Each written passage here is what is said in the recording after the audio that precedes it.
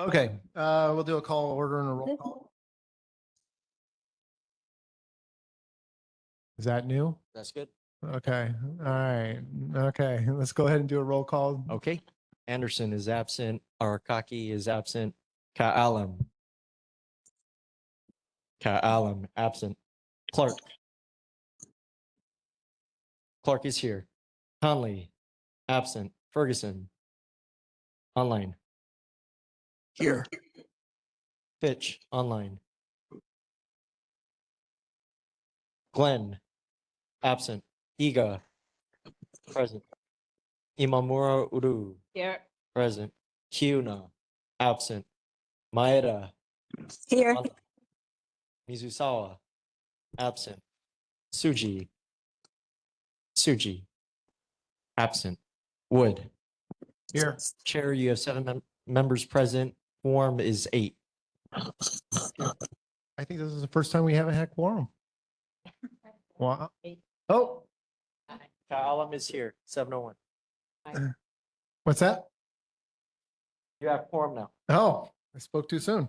Okay, let's go ahead. Honolulu Fire Department. They're here. Okay. Hi, guys.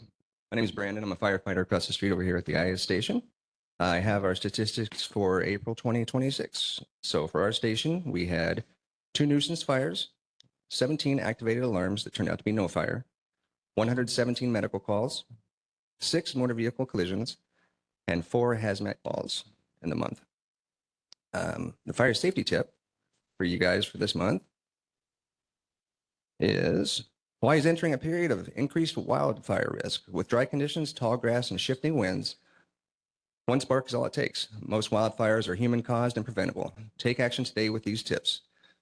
Clear dry brush and vegetation around your home. Never park on dry grass. The hot exhaust can ignite it. Avoid activities that create sparks or heat during the day on a dry, hot, windy day, and stay aware of weather and fire conditions. That's all I've got. Do you guys have any questions about anything? All right, board members, any questions for HFD? Lawrence. Hypothetically, you're responding to Oh, a fire. Hmm? Yeah, hypothetically, you're responding to a fire, but there's obstructions in that roadway going down. Do you guys still attempt to go to the fire without your truck, or the truck has to be there? Good, yeah. Good evening, Captain Vince Muklihua. Could you repeat that question again? Yeah, you know, if you're responding to a fire. Yeah. And say it's a narrow street, a dead end street, cars are parked on the side. Yeah. So the truck cannot get to the point of the fire. Mm-hmm. Do you guys still send men down there to fight the fire, or you wait for the truck? It depends on the situation. If it's, we can't get our truck through that little space, but say it's 100 feet down the way, we might just be able to pull our hose from that location to the fire and try to fight from there. We'll try to look for occupants or the owners of those vehicles, try to get them to move. It just depends. I can't give you a black and white with every scenario, but we try to get to the incident as best as we can.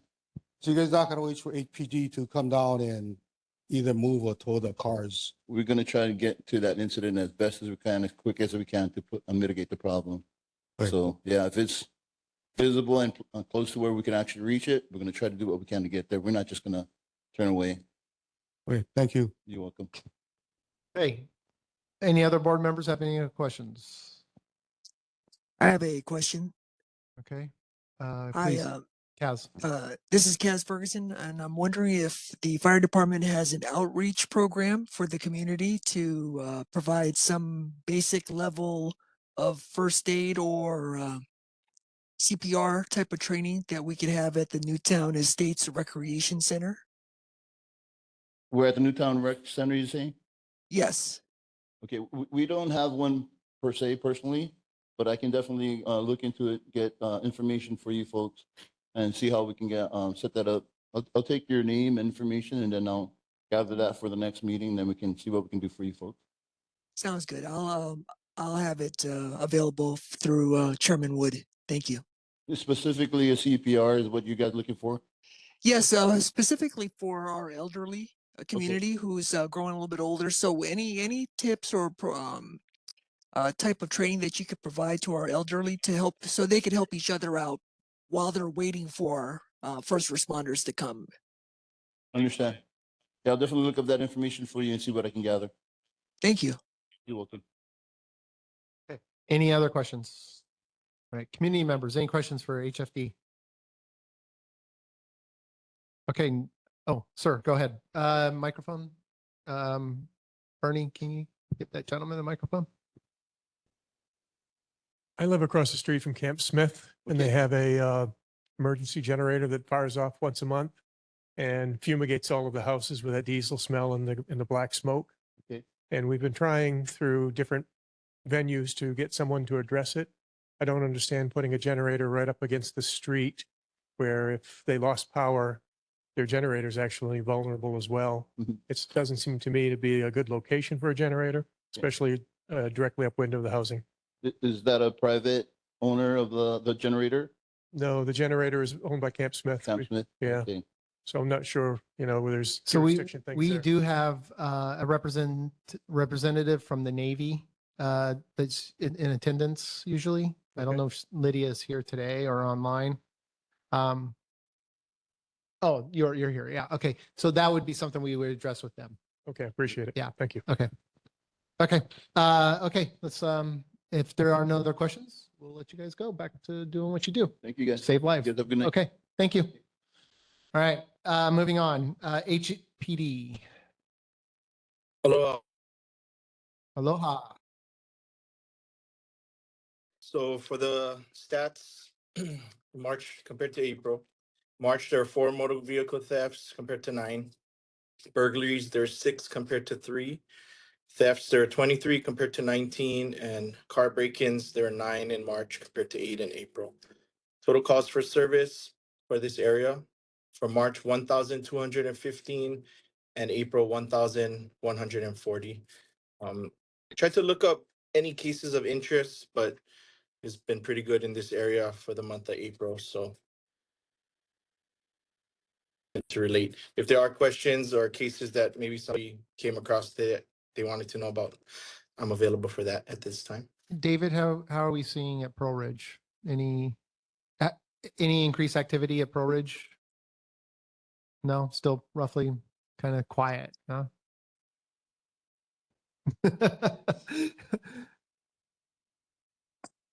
It's been better though. Okay, great. Okay. All right. Community members, any questions for HPD? I'm sorry, I'm asking the board first. Did I say community? Because I probably did. Oops. But HP, okay. Board members, any questions? Lawrence, go ahead first. At the last meeting, I know we discussed parking on Pomoho Place. It was good for the first week, but it's starting to come back. So I'd say 50% of the time it's good. But is the intent for that street to be two-way or is it one-way? Sorry, I wasn't at the last one, but what was the name of the street? Pomoho Place, Pamoho Place. It's off of Nalopaka. It's a Okay. dead-end street. What was your question, sir? Sorry. Yeah, there's a lot of illegal parking. There's a no parking sign posted on the bottom. It turns around on the bottom, the dead end, and it wraps around back up the street. So when we brought it up on the last board meeting, it was good for like a week. Then the people started parking again. I understand that a lot of people living in the area have multiple cars and multiple people living in their homes. But I was wondering, as far as that particular street, is the intent for that street to be a two-way street or one-way street? It's probably intended to be a 2-way street because it's a dead end. Yeah, so if they're parking their car on the street and it's blocking it, so you gotta cross over your direction of traffic, go into oncoming traffic and come back in, would that be a parking offense or that's okay? Well, I just looking at Google Earth right now. Looks like there are no parking signs on the route exiting, and then coming in, looks like there's only no parking signs beginning at that turnaround cul-de-sac area. So it appears that you can park on the street going in, but not going out. So unfortunately, because like how you said, multiple cars and whatnot, there is probably gonna be cars trying to go into the oncoming traffic in order to avoid cars that might be parked along the roadway. No, because Well- if it's okay, I'm gonna let the neighbors know that they can block the street because Yeah, well, you cannot block the street. You know what I mean? That's not okay. But I'm saying when you park your car, if it's not obstructing the street, then based on the signage in that area and based on the roadway, if you can park safely, then you can park going in, but you cannot park going out. So normally you gotta have at least 3 feet or um, you gotta have, I forget for roadway, I'll have to look it up. Sidewalk is 3 feet clearance. Roadway gotta be more because of emergency vehicles such as ambulances, yeah. So do not tell the neighbors to park and block the road, please, sir. That's not gonna fly. We're gonna tow car. But if you do see cars like that and it's obstructing traffic, then go ahead and call us and then we can address it appropriately.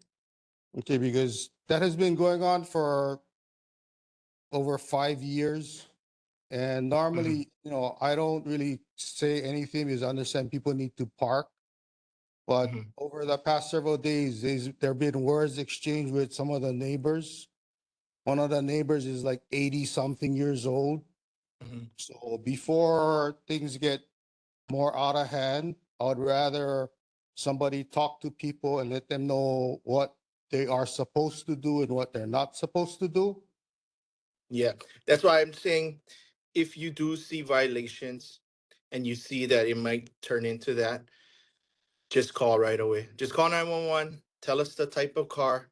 If you can get the license plate, that's even better. If you're willing to meet with the officer to explain to them, the situation, that's even better.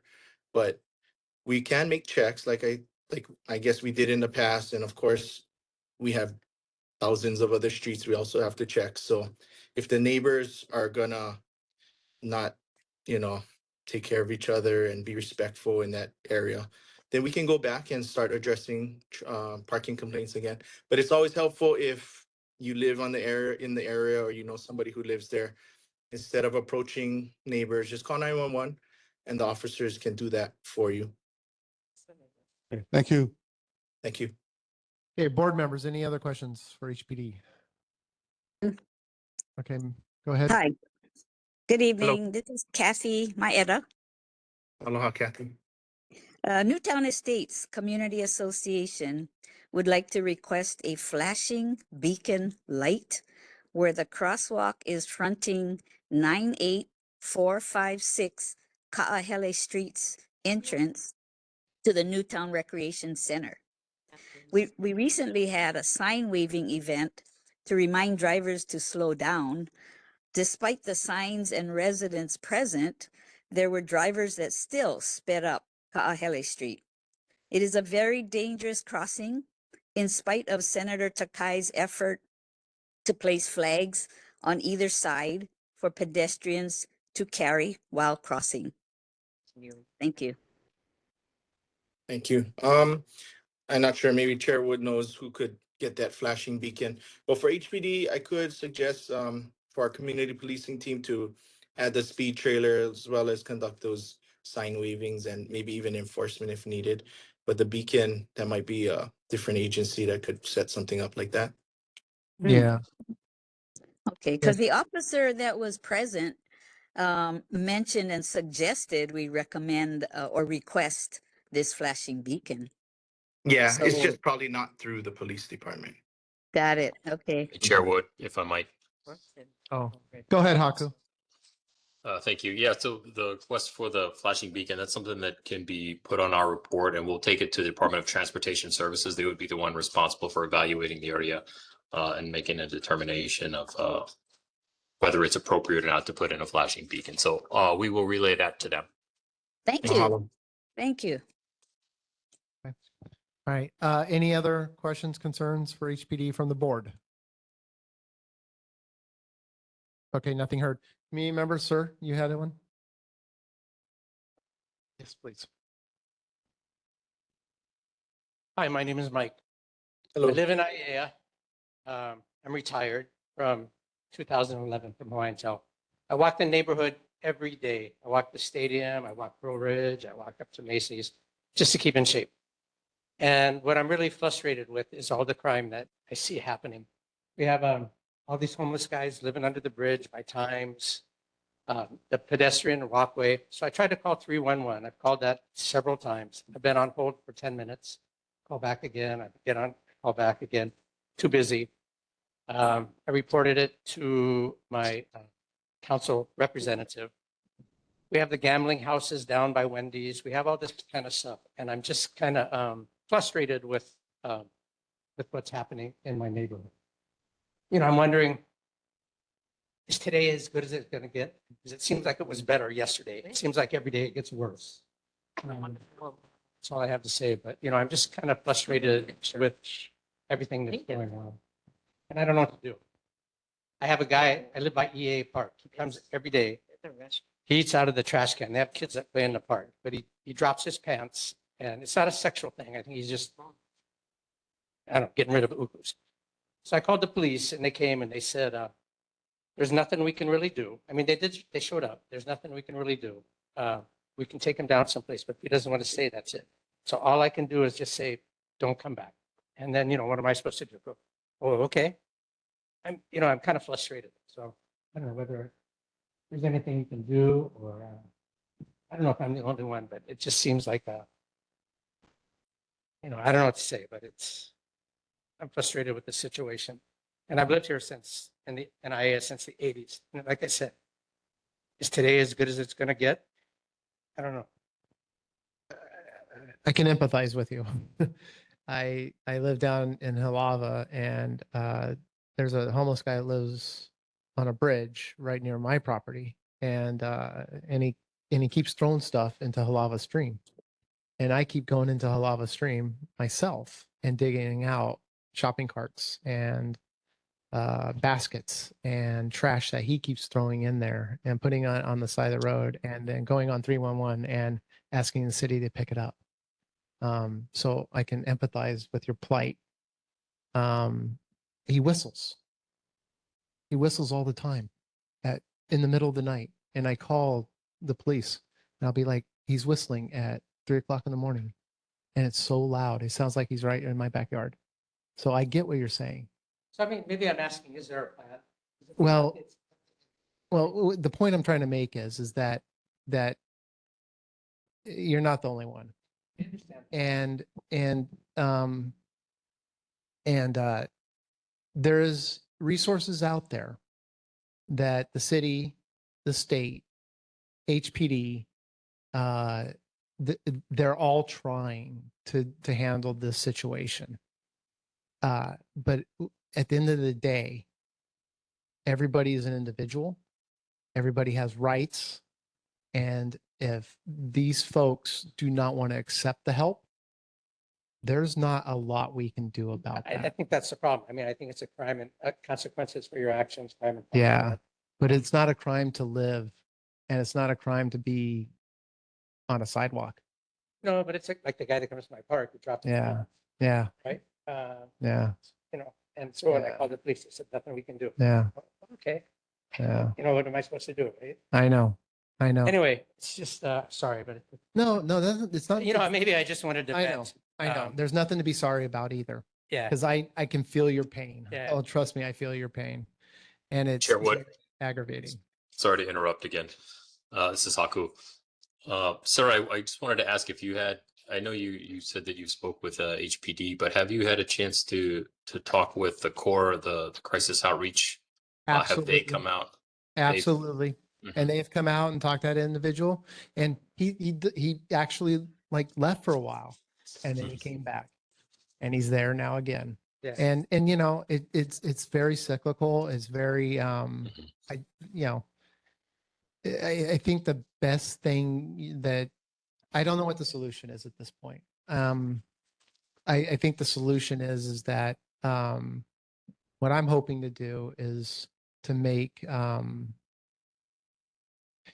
our community in general is that if everybody cares and everybody tries to do their best as a community, that eventually we can resolve this situation. I mean, to me, it seems like a lot of the things we do is we chase the symptom of the problem. So the homeless guys sleep on the park bench. Right. So we take out the bench. Right. Why not take care of the problem, right? Right. We try to chase the solution to. Well, I think it Yeah. goes, I think it goes along the lines of like the Halava Bridge down by the stadium, right? Mhm. For a long time, that bridge had graffiti all over it all the time, right? When you go down there now, do you see graffiti on it? No, but there's a ton of people living under there with all kinds of stolen stuff. I walk Again. there every day. Again, but do you see graffiti on that bridge? I see it. I know Sam Pong and those guys paint it, comes back. It hasn't come back in a long time. And the reason why is because we continue to paint over that graffiti. Yeah, And, yeah, and yeah. before you know it, they got tired of putting graffiti on it because we continue to paint over it. I wish I knew where Skirp lived because I Yeah. would go put some. Yeah. I would tag his. But I was out there painting over it all the time and Well, they gave up. Yeah. Okay. And that's the point, is that we just kind of got to not outlive them, I should say. We just got to outlast it. I understand. know? And I guess, again, I'm sorry, maybe I'm just venting, but it's just. No, so no. frustrating It's every good to vent. It's good to vent. Can I ask him a question? Yeah. Sir, did I hear you correct in saying the individual dropped his pants in public and HPD told you there's nothing they could do? They can take him to Queens, but if he doesn't want to stay. Yep. Yeah, so he comes every day. I mean, they could arrest him. You can't drop your pants in public. Yeah. Yeah, there's I have it on video, but he said, if they don't want to. Mike, the mic. I'm sorry. Microphone. If he doesn't. HPD officer, sergeant, are you still on? Or I'm here. lieutenant? Yes. Yeah, is that a proper response for an HPD officer? There's nothing we can do when a guy drops his pants in He asked him public? to leave, but that's about it, right? Yeah. So like I always tell people at board meetings or general public, if you call 911 and the officer that's handling the call isn't meeting what you expect to be done, go ahead and call back and ask for a supervisor. Then a sergeant will, be called to the scene to reevaluate the decision. And if you still don't, then you can call someone higher, which would be me, and then I'll go and reevaluate. But based on what you're saying, if they did, there's various laws, open lewdness, Right. indecent exposure, Right. that could be I addressed. think his hands are tough. And like you said, they could take them to Queens for mental health evaluation if some people are not like you said. I think you mentioned he wasn't dropping his pants in a lewd way or something. You mentioned something like that, but still mental health evaluation may be needed if What is a proper they're way running to drop around. the pants in public? Is there a proper way? Well, if you're mentally No. incapable of understanding what you're doing, then it may not be criminal. That's all I'm saying. Because what the gentleman said, it didn't appear he was doing it in a sexual way or something like that he mentioned, right? Right. So Right. it may not be criminal, but like he did mention, the officers said they could take him to Queens for evaluation. So there are different ways to handle it, and it may not be criminal. Just like Chair Wood said, homelessness is not a crime. No, So we cannot treat them as such. Yeah. And I don't blame. But yeah, like I said, if you're not satisfied with the response by the officers, go ahead and call for a supervisor. I don't blame him. I'm sure his hands are tied. There's only so much you can do, and he probably every day. And the guy comes back every day, and he's been told, I don't know. And does he do that all the time, or that was just a out of place kind of Pretty action? much every day he drops by. So No, yeah. But like he drops his pants and walks around the park or something. Is that what he's doing? in the morning, they take some kids over there from one of the preschools. So that I think the teachers have asked him to leave.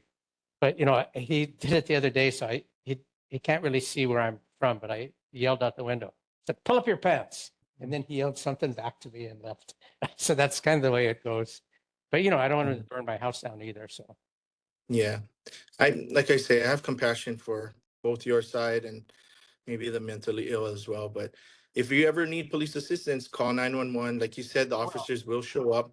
And then if you're not satisfied with how they handled the situation, go ahead and call for a supervisor to get a reevaluation of the results. Yeah. I don't want to take over the whole meeting, but last question. So like these guys living under the bridge by Times Market, I mean, they're Mhm. stripping bikes. I live down the river. All that stuff comes down by my place. They kicked them out. And, I'm sure this happens everywhere, right? They kick them out. As soon as the dust clears, we're right back in and business as usual. But is there any way that we can take a look at that and try to get them out of there? Yeah, so this is again is where I'm asking you to be vigilant and like continue to go on that 311 app, okay? Yeah. And continue to report on there about the encampments, and let the community outreach programs that are available to engage those camps and try and keep on. I want to call it harassment, okay? Yeah, That's okay. not what I'm saying, but they go in there and they continue to like, try and get those people out of there. And they will do that. Okay, I appreciate your time Okay. to let me know. Okay. No, you're good. That's the whole point of these meetings, is for people like you to come in here and do what you did. Okay. So glad you did that. Thank Chairwood, you. a comment. Go ahead, Lawrence. A business mentioned to me they had that whole new project over at Blaisdell Park. Yeah. When that whole new project left, a lot of homeless people started coming around. Yeah. Once they established a community there and they knew the lay of the land, Yeah. when they left, a lot of different homeless people hung around after that. Yeah. Yeah. I mean, doesn't surprise me, right? So, yeah. I mean, that's why when they were talking about doing it at Lava. was it Halava Park? Yeah. Yeah. Remember we had that huge discussion about that. So okay. Community members, any other questions for HPD? Because I like to let these guys go. I don't have a question. I just want to clarify something. That sidewalk on the crosswalk on Kaihele has already been approved for a flashing rectangular rapid flashing beacon. It's now in the DTS. Okay. And what they're doing is it's incorporated with several small projects. So they're looking at writing it up, funding, all this kind of stuff. So it's not going to happen this year. Uh-huh. They're hoping it's happening in 2027. but Okay, we're not guaranteed. so the mayor's office doesn't have to get No, DTS because involved? we're already in conversations with DTS about it. Oh, okay. Haku, did you hear that? I did. Thank you. Appreciate that. All right. Thank you. Randy? I real quick, a neighbor asked me, they live across Kaahele, Newtown Rec Center, but there's a bathroom there and there's like a lot of homeless people. Is that area being monitored? Because seems to have a lot of crime. I know it's owned by different individuals, right? Newtown, the driving range. But seems to have a lot of issues there. Like what kind of What- issues? People walking around. Well, even walking going- around isn't an issue, or but going across, and there's like robberies happening. robberies? Yeah. Was there any robberies over in the Newtown area? Are you aware? Across- You know, I would have to look it up, but when I did try to look up stats for your area, I found that one for Pro Ridge, but we found out surveillance didn't corroborate the story. And Okay. then the other robbery was on Kanuku, Kamehameha Highway in Kanuku, with a group of kids fighting and someone taking the other kids' belongings. I didn't see anything by that bathroom though, but I didn't look for it particularly. Okay, was across the street. There's a subdivision, the townhouse Okay. duplexes. And one more thing, we have a parking issue on Kaahele and Kekiali'i. So, I mean, we got some help where we can move the parking more down, but there's a truck that keeps parking there, and it's very hard for residents to get out of Kekiali'i, and it's the same truck. And then the residents been calling several times because we almost get into an access getting out of the street. Can they follow up? Because they call every time and an officer passes, but they don't ticket them because I think it's like 20 feet from the corner now, it changed. Okay. We can check. That's the intersection of Kekiali'i and Kaahele. Kahele. We're also, And then there's a truck that's parked too close to the intersection, you're saying? yeah, for a couple months. It's one of the Catholic Charities employees, white Tacoma truck. Okay. Thank you. Should be there then if we check tonight. They usually come on a weekend. Weekends. Okay. Thank you. Okay. Any other questions, comments, concerns? Okay, nothing heard. All right. All right, thank you. Thank Thank you. you for your report. Appreciate it. Good night.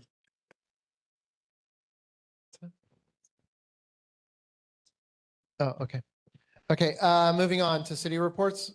Board of Water Supply, Tracy. We're kind of like a half an hour in and we only got 2 done so far, so. I promise I'll make it fast. Okay, great, Okay. thanks.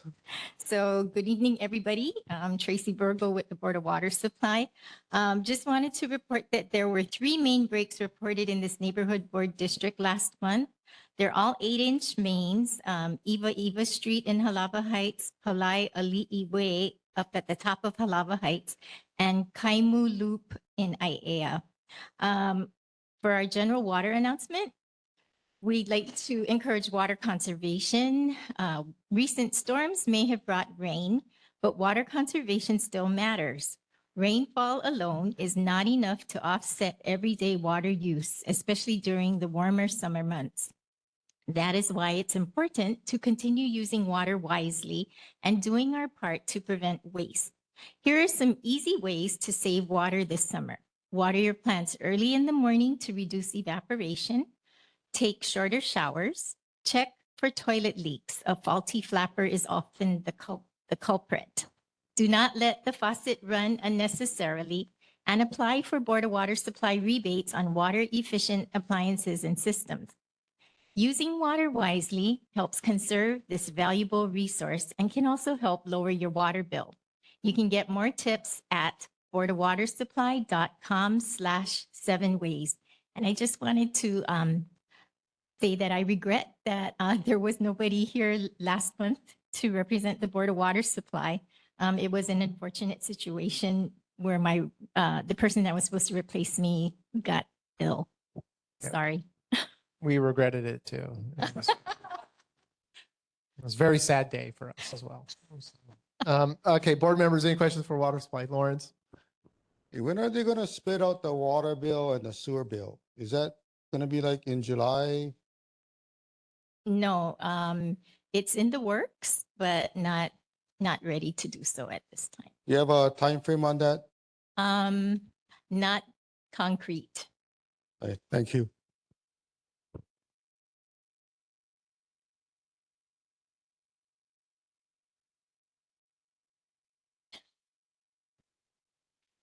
Okay. Board members, any other questions for water supply? All right, community members, Claire. What's the status on the work?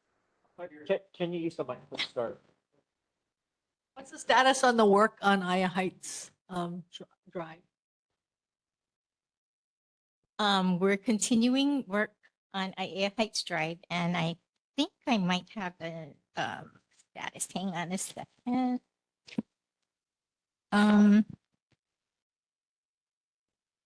Let's see.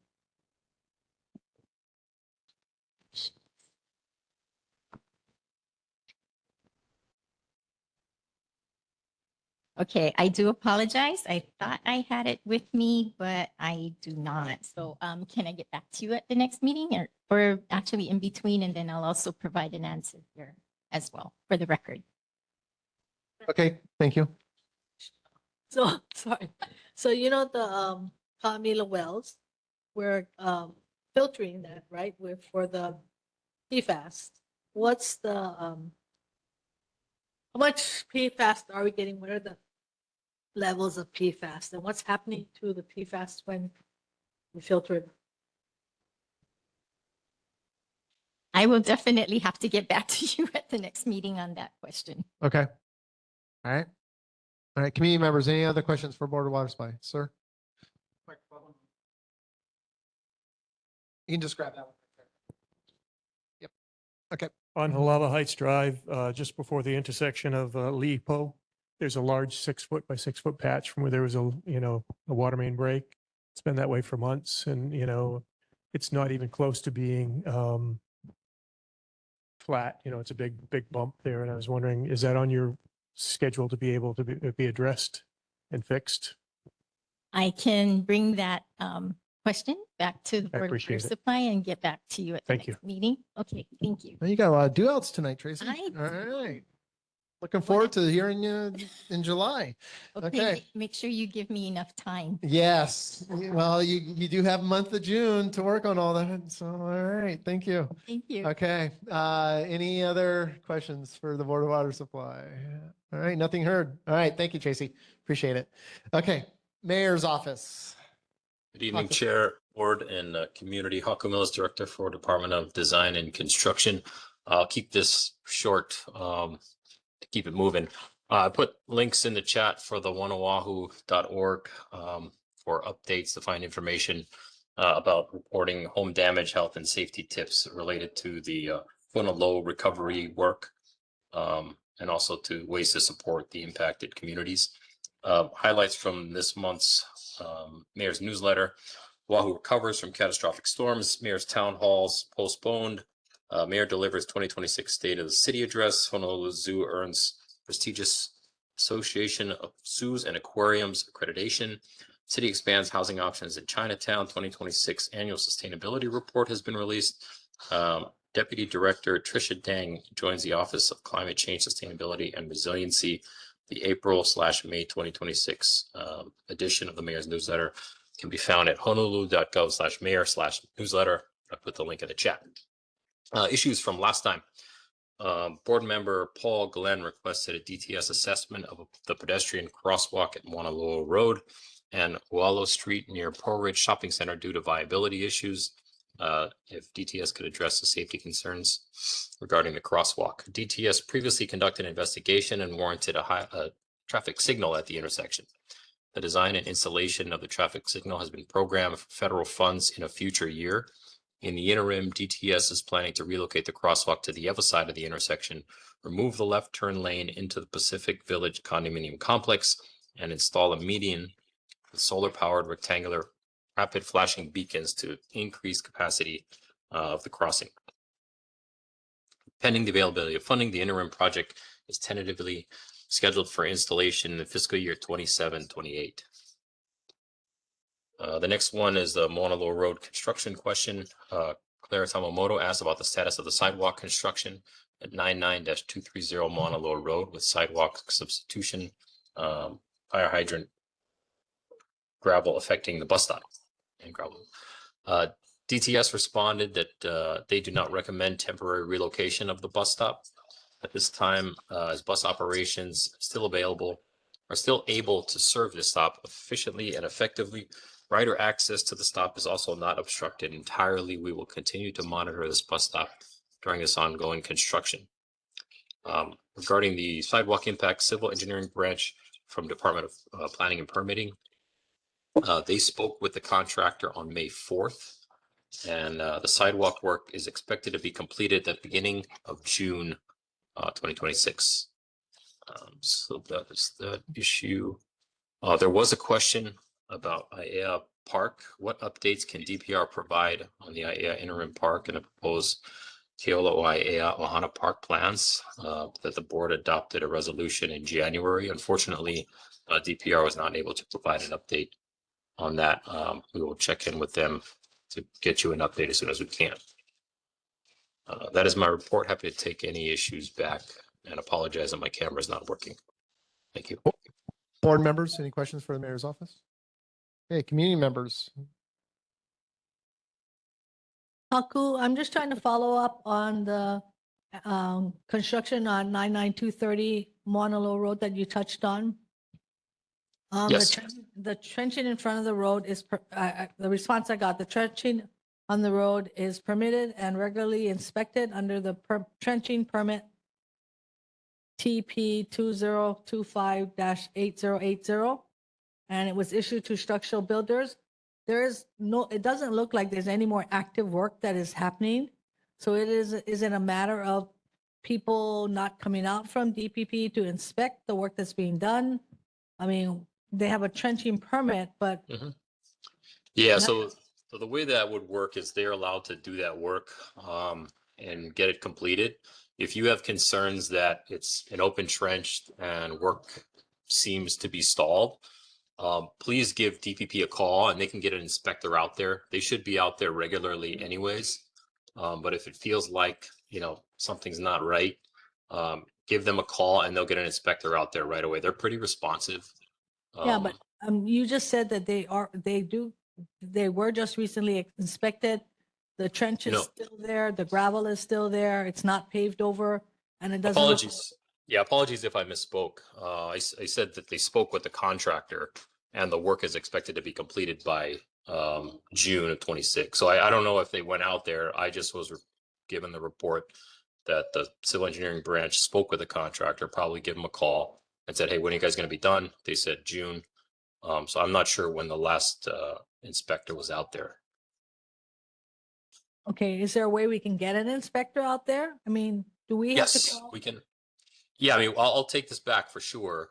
But between now and June, or even in June, if you notice that there are issues, you can give them a call directly, and they'll send somebody out for sure. Okay. Thank you. Hey, community members, any other questions for the mayor's office? Okay, nothing heard. All right. Thank you so much. Thank you, Chair. All right. Moving on, Council Member Cordero. Good evening, neighborhood board members, community, Radiant Cordero, your council member for Council District 7 from Waimalukai, and as well as majority of ʻAiea and Halava. Great to see you all in person. I know I've been online the last few months, but I listened and I didn't come in person, so that's why. But good to be here in person. I do want to direct you to my report.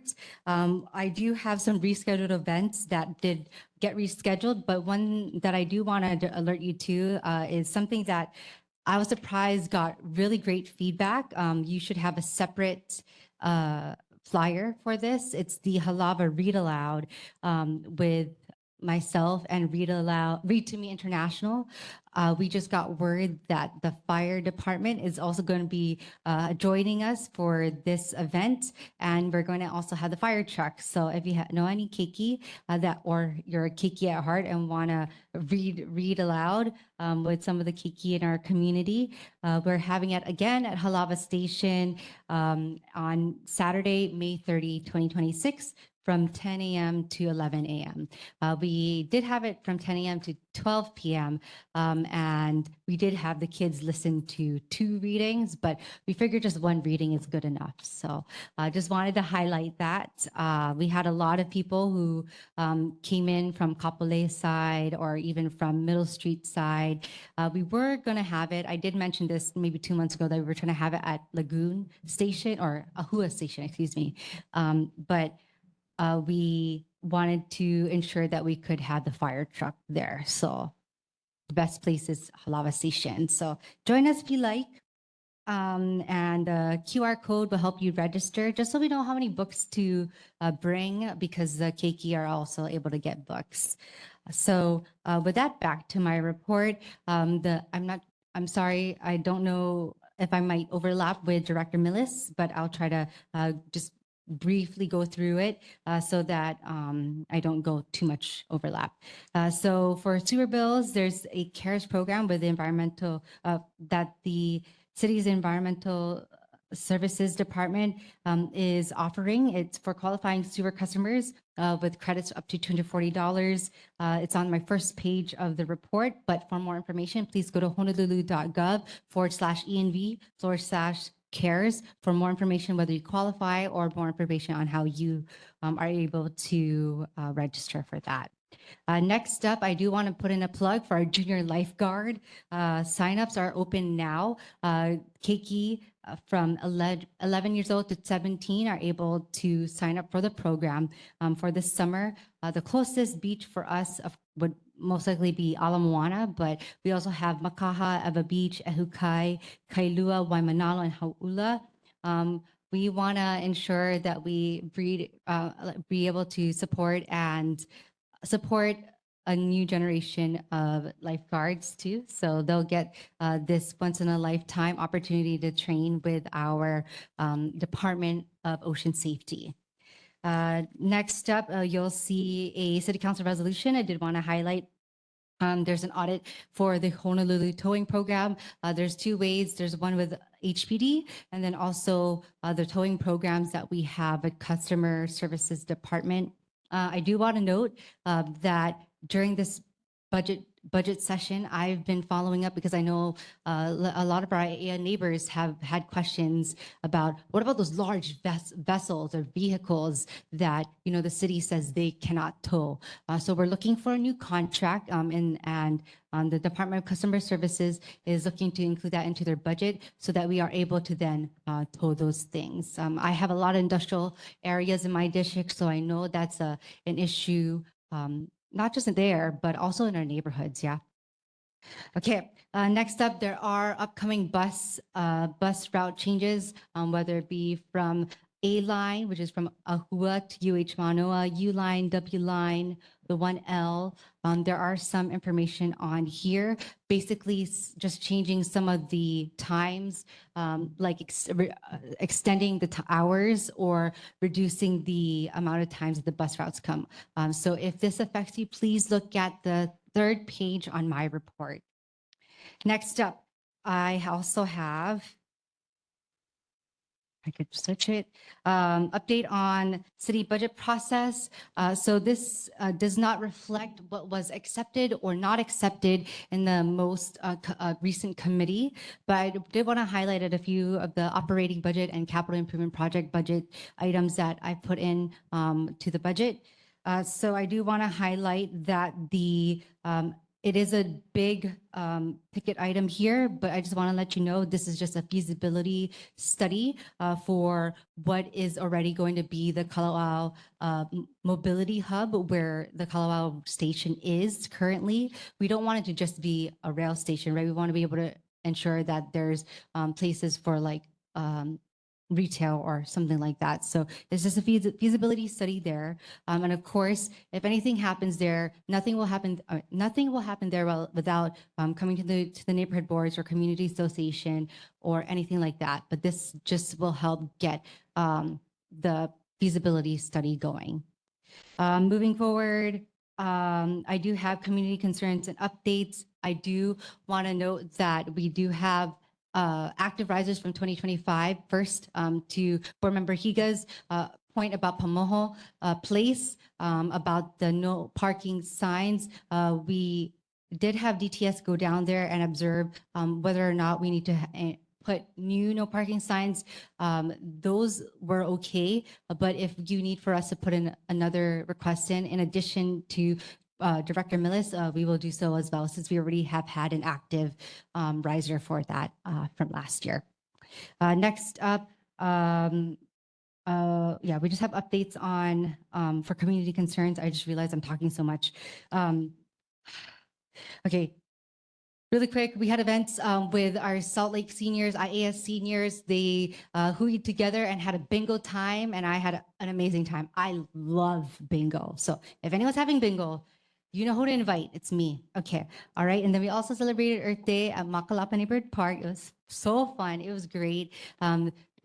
Celebrated with ʻAiea elementary school students. We had a lot of keiki that came after a keiki fun run.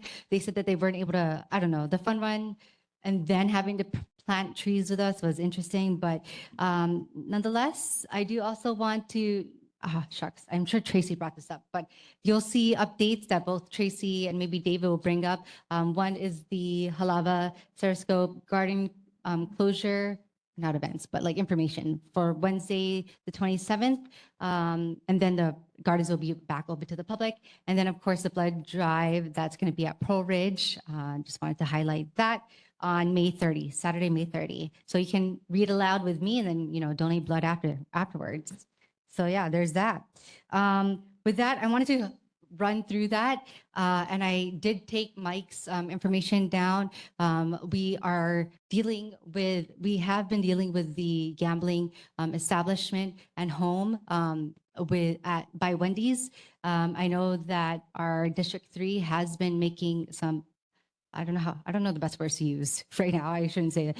They're working on it, but also I'll be working with Mike to then visit ʻAiea Park. I haven't been down to ʻAiea Mini Park since last June, so I'll definitely go on some walks with Mike and Bernie, and then we'll go ahead and not just take walks, but get our steps in, but also get the concerns in as well. So with that, I'll take any concerns, and yeah, thank you.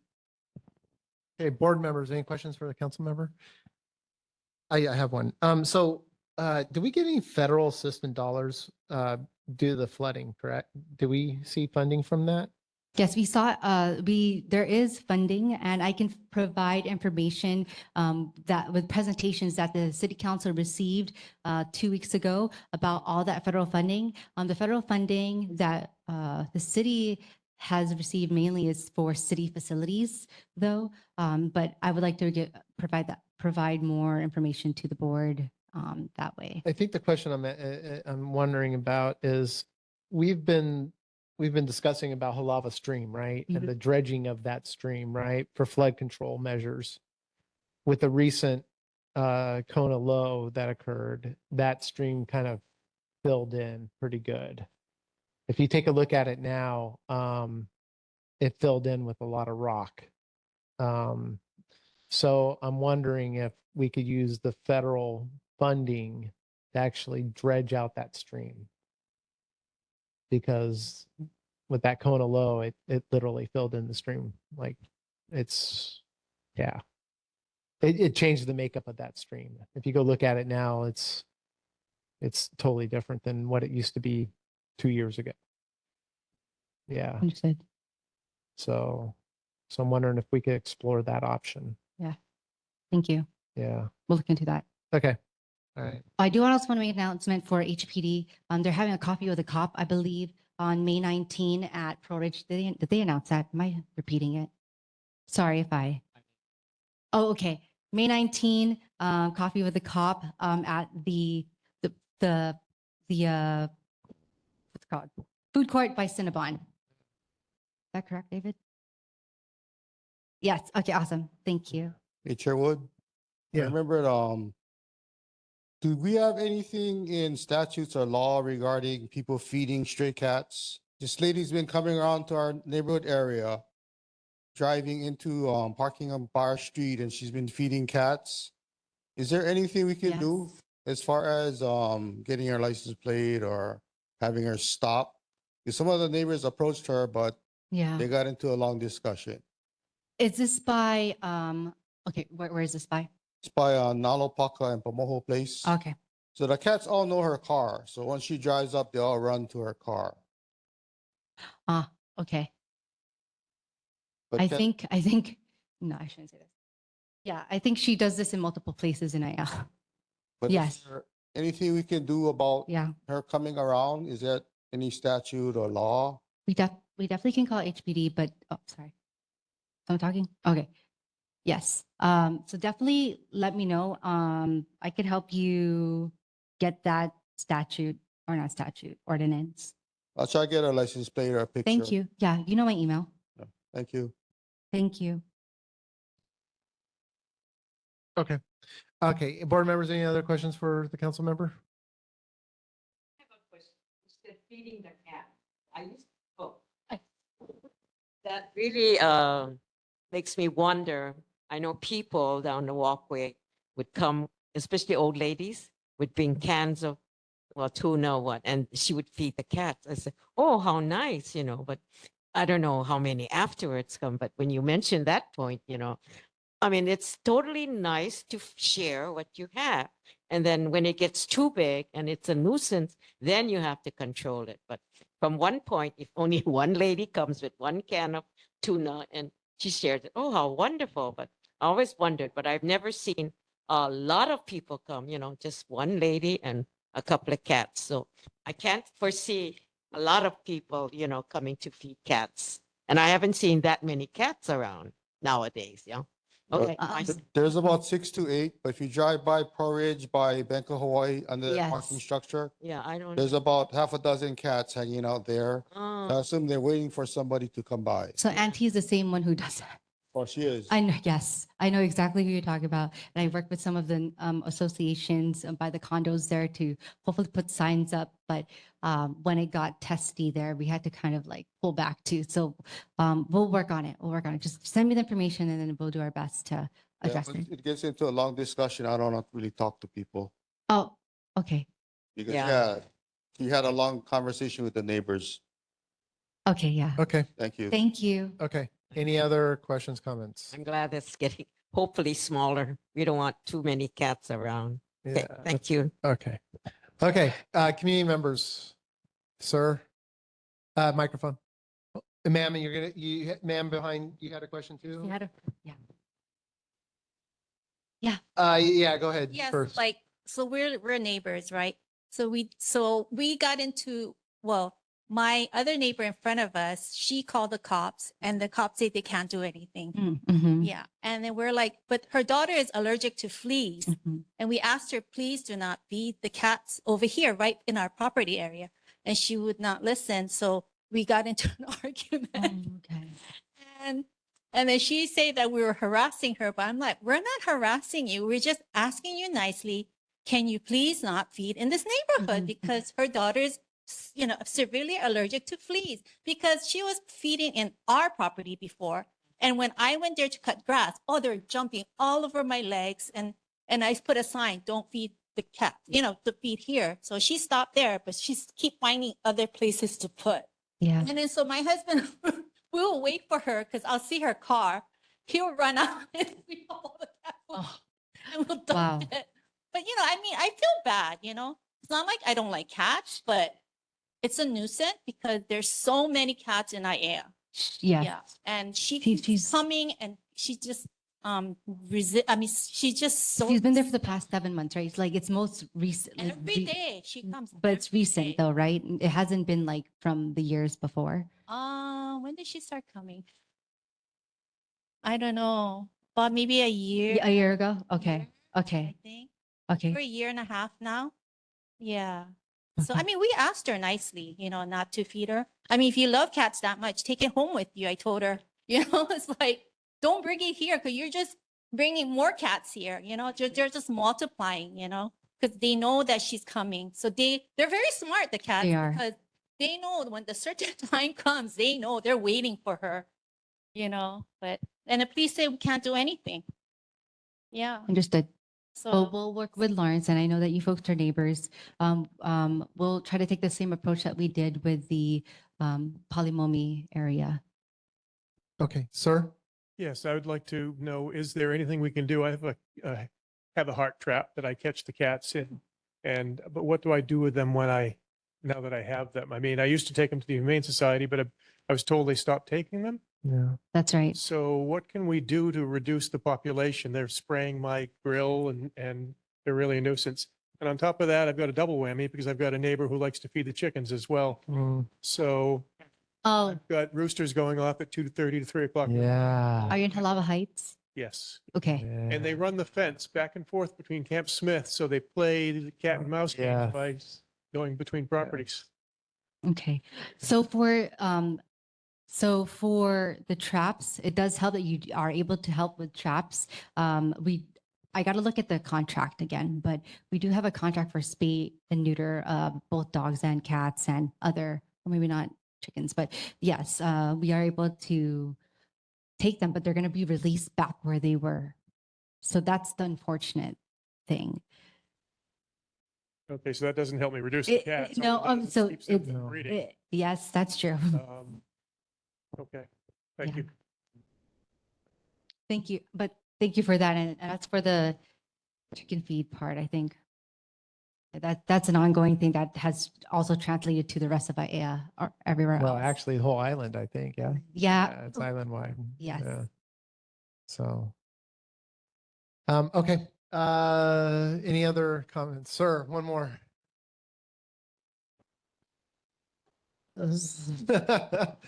There's ordinances as well as state statute of how you can get rid of things.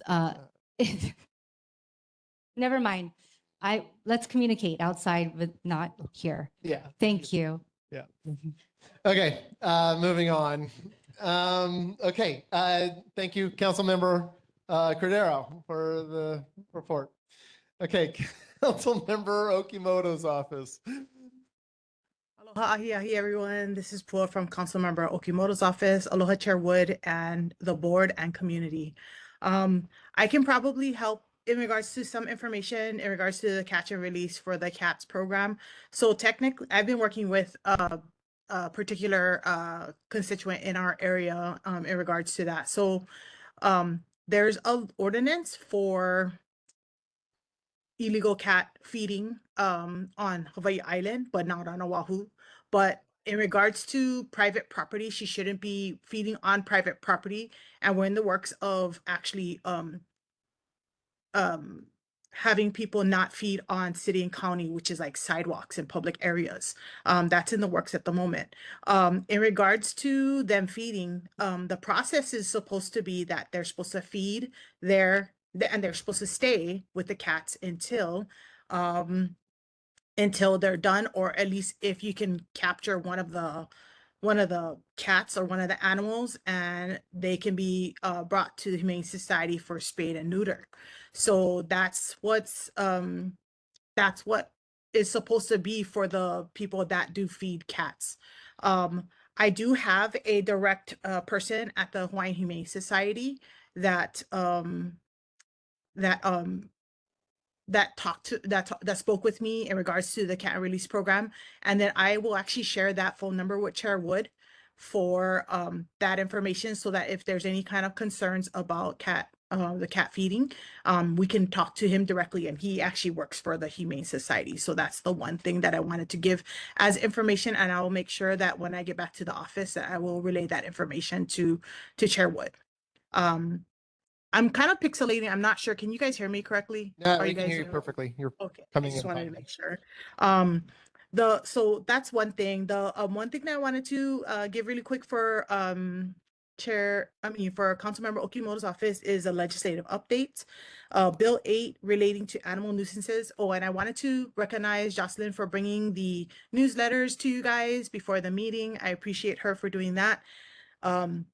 Bill 8 updates the city ordinances to better address animal-related disturbances. The goal is to ensure residents can enjoy peace and quiet in their neighborhoods while promoting responsible pet ownership. The bill also requires the Department of Customer Services or the city agencies designated by the mayor to ensure the animal control contractor enforces provisions under revised ordinance of Honolulu, Chapter 12, Article 2, as permitted by law and within the scope of the city contract. Additionally, the measure increases in existing criminal fines, establishes new civil fines, repeals the section relating to dangerous dogs, and adds a new dog bite reporting requirement under Chapter 12, Article 4. Right now, the status of that is that it's reporting out for passage on third reading as amended for a CD in a CD2 form. Bill 34 related to flood hazard areas. Bill 34 helps keep Honolulu eligible for the National Flood Insurance Program and Community Rating System by updating construction standards for flood hazard areas. These changes ensure building requirements align with FEMA's latest safety standards, will help helping to protect property and potentially lower insurance premiums. The status of that is reported out for passage on second reading and scheduled for a public hearing as amended in a CD1 form.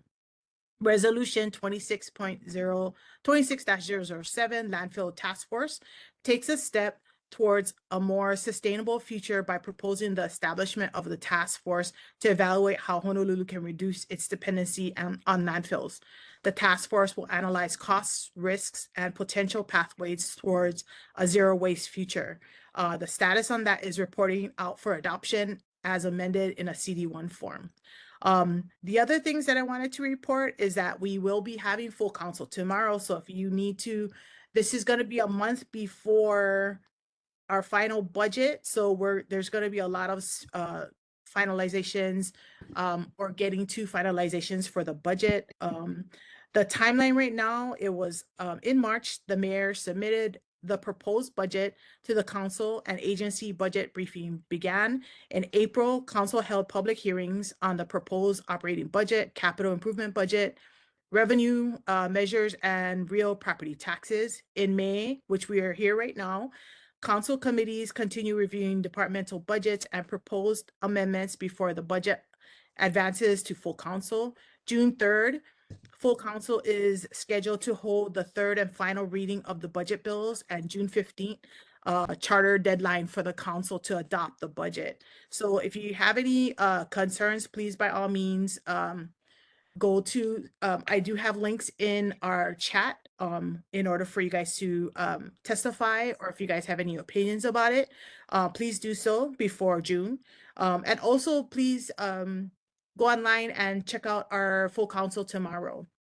The last thing that I want to talk about is this is high school graduation month. So this is just an announcement for everybody to be aware of graduation days that's happening. So please plan accordingly for traffic, but also just making sure that everybody knows about graduations coming soon. Saturday, May 16th is James B. Castle High School at the Neil Blaisdell Center. Sunday, May 17th, ʻAiea High School, Hawaii Convention Center, Pearl City High School, Neil Blaisdell Center. Monday, May 18th, Waipahu High School. Tuesday, May 19th, Radford High School at the Blaisdell. Wednesday, May 20th, Kahuku High School at Intermediate School at the Polynesian Culture Center. Kalani High School at the Stan Sheriff Center. Thursday, May 21st, Olomana School, Windward Community College. President Theodore Roosevelt High School at Stan Sheriff Center. Friday, May 22nd, Kapolei, Waianae, Kaiser, and Lelehua are going to be graduating as well. And there's all their locations where it's going to be. And Saturday, May 23rd, Kekula Kaiopuni o Anuenua is graduating. Farrington High School, Kailua High School, Nanakuli High School, and Intermediate School. Waialua High School, Intermediate School, Kaimuki High School. Sunday, May 24th, Mililani High School. President William McKinley's high school is graduating. Tuesday, May 26th, Moanalua. And then Wednesday, May 27th, Hawaii School for the Deaf and the Blind, Campbell High School, and Kalaheo High School. So please be aware of all those graduation events that are happening and just plan accordingly for traffic. If there's any, and I have one follow-up in regards to the, I know a member ended up asking why wasn't any like grocery or private sector people being given COVID money. And just as a follow-up, it's part of the contract of the Teamsters that they do. That's part of the benefits of them having the COVID money that's awarded to them. So if there's any questions or concerns, I can take it back to the office. Mahalo. All right. Board members, any questions? Okay. I do have one. So looking at this Bill 8, since we're on the topic of animal nuisances tonight, right. Give us some examples of how this bill is going to address these animal related disturbances. So currently it's the example would be is if you live next door to a person that's hoarding dogs and cats and animals, and it's a hoarding situation where the odor gets really bad, or if there's constant barking, this is going to help tighten that kind of situation where the fines can be higher, and that the Humane Society is going to play a more active role in the situation. So that's something that's going to be kind of part of Bill 8. I can get more information in regards to it being part of the catch and release program for the cat program. But I want to say that for the research that I've done so far, there is a ordinance on Hawaii Island only. There's not one on Oahu, but there is ordinances where if a feeder is actually feeding on private property, the private property has to know, and if they can deny them feeding cats there. Will this bill be addressing any kind of chickens? I would have to get back to you on that to make sure next month or sooner. I can email you that, Chairwood. Yeah, appreciate that. Can I help? Yeah, go ahead. Hi, so Bill 8, when we pass it, it relates to dangerous dogs and dog bites, etc. So not on chicken or Not cat. chickens. Yeah, I figured that. Okay. They must have Follow a Councilmember guardian Cordero. angel, the Follow. chickens do, for some reason. Okay, all right, okay, thank you. Community members, anything for the council member's office? Okay, nothing heard. Thank you for your report, much appreciated. Mahalo. Unfortunately, I'm really sick today, so I'm probably not gonna stay for the rest of the meeting, but I hope everybody has a wonderful and safe night. All right, well, I hope you feel better. and Thank you. Continue, you're sick, so. Yeah, all right, mahalo. thank you. Mahalo. Okay, moving on. Congressman Ed Case's office. Hey, nothing? Garcia's in right here? Okay. All right, Governor Green's office? No? Oh, there she, okay. Got couple updates. So I know last time the questions were about what were the benefits of the Wahiawa Dam rehabilitation. Mhm. So we just did the groundbreaking a couple days ago, and so a couple of the benefits are it currently provides water to more than 9,000 acres of farmland. And with the rehabilitation, they'll be able to do, I think, about 12,000 acres. And also the rehabilitation will bring the spillway up to modern safety standards. So it'll no longer be as much of a hazard to the downstream communities of Haleiwa and Waialua. So those are the major benefits. They're also pursuing hydroelectric for as part of that dam project. With the question about the disaster, we do have a federally declared disaster. So there is, we are approved for individual assistance, which is assistance to people whose homes were damaged or destroyed, as well as public assistance, which is assistance to rebuild infrastructure. Regarding streams though, my boss on the DOT side is he got money from Governor Green to clear streams from source to mouth, regardless of jurisdiction. So right now we're working on Kaukunahoa. I believe next it's going to be Waiahole and then Waikane. So I'll get the name of the stream that you're concerned about and see if we can add it onto that list. And then we also have the question about the library lights. So the Hawaii Public Library System told us that they're estimating it's going to take about a year before the new permanent poles will be installed. They need to meet current building code requirements, and they need to match up with the electrical circuitry available. Otherwise, they have to demolish the bases to install new poles. So in the meantime, they've brought in those temporary rental solar power lights. And they also checked there is no warranty available for the poles that failed because the base of the old poles corroded to the point where the post could no longer support the weight of the pole and the light fixture. And the other thing governor's office wanted to mention was that they are accepting comments on any legislation. So if you want to comment and ask Governor Green to sign a bill or not sign a bill, you can go to the website governor.hawaii.gov, contact us and comments on legislation. All right, thank you, Shelley, for that. Any questions for the governor's office, Lawrence? You know, as far as the Wahiawa Dam, when you gave those numbers, as far as the acreages that is currently irrigated by the dam, so what the state is benefiting just from the numbers you gave, they're gonna put in about $50 million, and they're gonna be able to irrigate an additional 4,000 acres. Why couldn't the existing dam owner take care of the irrigation? Because the state is inheriting a lot of liability by taking over the dam. So if there should be a breach or something happens to the dam, basically everyone in the state is going to be broke after that.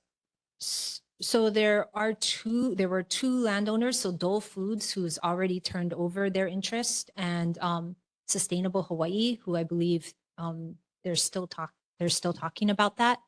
But I believe they've been told by Army Corps of Engineers going back almost 100 years that the spillway is not adequate. So they because they weren't acting. And it is a very real threat. So that's why state decided to step in.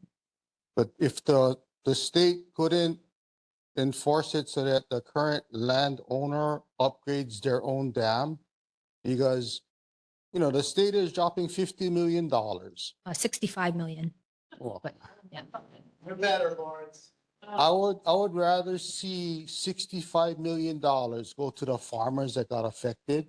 And as I mentioned before, you know, if the estimated cost is $1 billion for all the damages, the state set a precedence in the Maui wildfires where they stepped in and said, you know what, we're 30% responsible because we had rubbish or brush in the area that burned. So they stepped up and they just contribute 800 million. So if you look at the whole situation with whether it was the response time, the condition of the streams, the lack of maintenance of the facilities as far as the streams going out to the ocean, and you look at it and say, okay, you know, maybe the state and city was 10 to 20% responsible. They should throw in the $200 million and give it as free money to the farmers first and whoever was affected, because we already set a precedent with the Maui issue. So there was legislation to enable that that payment. So that would need to go through the legislative process again. And then also what I would say is if there's no water, the farmers aren't going to be able to farm. So that's another reason why they need to maintain the reservoir. Now, I understand, but the reservoir was already owned by an owner that had the responsibility of maintaining the dam, right? But now the state is putting in 65 million, basically taking it off of their hands and taking on all that responsibility. But another thing is, when the state does take it over, I was talking to somebody from BWS and I told them, can you guys do the service and maintenance of this dam? Because as far as history, the state doesn't have a good history as far as service and maintenance. You look at the state capitol, you look at Aloha Stadium, look at the convention center, look at all the DOE buildings around the state. Everything is in disrepair. So at least if you put in an organization that is familiar, because I believe BWS is already service and maintaining 4 other dams, at least that way I'd feel more assured that they're gonna do it correct and they're not gonna let it slip away and get into disrepair. So after the work is completed, so right now the Department of Agriculture and Biosecurity is the lead for the project. DOT is helping out. Once it's done, it's going to be transferred over to the ADC, the Agriculture Development Corporation under DBET. So I'll check. I can check in with them what their process for maintenance is going to be going forward. I have a feeling, but when I was talking to the border water supply guy, I'm not sure what level he was. He didn't want to even touch it. So I'm not sure if it's because of condition or responsibility, but yeah, like I said, if that dam should fail, everybody in the state's going to be bankrupt. Thank you. If I could add to that question on, you said you said Waihoa Dam, but it's really Lake Wilson you're talking about? So Yeah, I this have is- it down as Wahiawa Dam Rehabilitation Project. That's what. If it's Lake Wilson, the owner was Dole. Mhm. The deal was that they would transfer the reservoir. But the estimated cost to repair the dam area was no more than $20 million. And you're saying now it ballooned to 65? Yes. So they're going to be raising the height of the reservoir as well as doing a 6-fingered weir at the spillway. Yeah, I mean, the estimated cost to repair. So the contract cost is 65 million. They brought on Goodfellow Brothers. So Goodfellow How did Brothers. it get up to 65 from 20? Because 20 was the amount that I believe was represented to the state land board when they decided to accept Lake Wilson. Okay, I'm not sure. I don't think 65 million was mentioned at all. So I can check with the Department of Agriculture and Biosecurity because they put it out for bid, and so Goodfellow Brothers is the one who got the contract at 65 million. Yeah, I'm just saying that it was represented, as I recall, the last time, that it was the estimated cost to repair was about 20 million. Okay. I think we need to put Shelley or Casey Avi on the maintenance side of that dam, and then we won't have anything to worry about. That's what I'm thinking. So. Yeah, and then have Radiant Cordero do it too. Yeah. Okay, good deal. Okay. All right. Any other questions? Claire. Two comments and a question. So the first comment is thank you for the state for clearing, fixing that the back end of the ʻAiea cemetery. I think the work is finally finished. It looks good, by the way, too. They did a good job. Much better. Work of the traffic was worth it, but it was a much better job than what was there. Yes. And then I noticed that when Sherwood talked about the Halava stream, the ʻAiea stream has been totally cleared out. All the grass and high grass has been taken down. They did it in 2 days, displaced some homeless people, to which our preschool backs up to, which then he's coming into our property. So I was wondering if it was the same guy, but at least it's all cleared out. But we also had that problem with the flooding and the rocks flood. I mean, that was before, years ago. So now the water hits directly onto the left side of the property. But the third thing I wanted to know is, has the contract been given yet or let for the stadium? I mean, not the stadium, the convention center. Has that contract been, I mean, I thought initially there was a contract that was bidded out and nobody bid on it. And so we're going to rewrite the specs, and because the work was supposed to start in January of 2026. But we haven't heard anything as far as, whether it's been, anybody's taken that contract or if it's been reissued. Okay, thanks.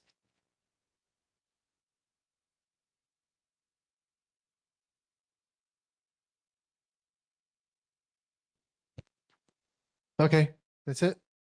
Okay, all right. We're gonna move on. We gotta pick up the pace here a little bit, guys. Okay. Senator Wakai's office. Nothing? Okay.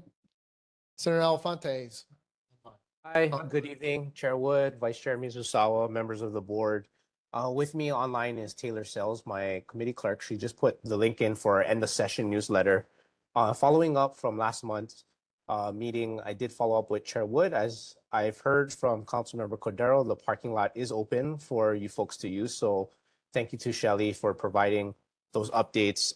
To further add to Shelley's report, the temporary lighting is supposed to come in before the end of May, which would hopefully open up some of the back portion, Malka, of the parking lot. So thank you for your patience, and thank you, Chair Wood, and also to Claire Thank for you your as well. advocacy on that. You're welcome. And I'm going to share my report if that's okay. I'm going to share screen. Can everyone see this? Yes. So this is everyone able to see my report? Yep. So this is our end of session report. And just to highlight a few updates, thank you to all those who submitted testimony. We're able to secure $450,000 for ʻAiea High School, $225,000 for the perimeter fencing around the athletic and football field, and $225,000 for the leveling around the gym. Also to note, on my first page, which I sent an email, but we'll provide hard copies at the next July meeting. We did have some priority bills. I was able to get 5 bills passed this past session. So they're now enrolled to the governor, which he has till July 15th to decide whether or not he decides to sign these bills into law, veto, or let it go without his signature. Also, very exciting news. As of last week, we just heard that the contract has been awarded for the new athletic field and football field at ʻAiea High School. It's been a long time coming, for $7.69 million to Peterson Brothers and Construction. And then just a few other highlights. In the past, the Department of Education would also have a bulk fund, and then they would also have specific school project funds. So these are their bulk funds for deferred maintenance and renovations that you see here for $446 million, $81.4 million, and then for the Department of Transportation, $365 million for our airports, and $646 million for our state highway system. Thank you again to the Department of Transportation and Shelley. As Claire mentioned, they were able to finish the slope mitigation right on Kamehameha Highway. It looks very nice.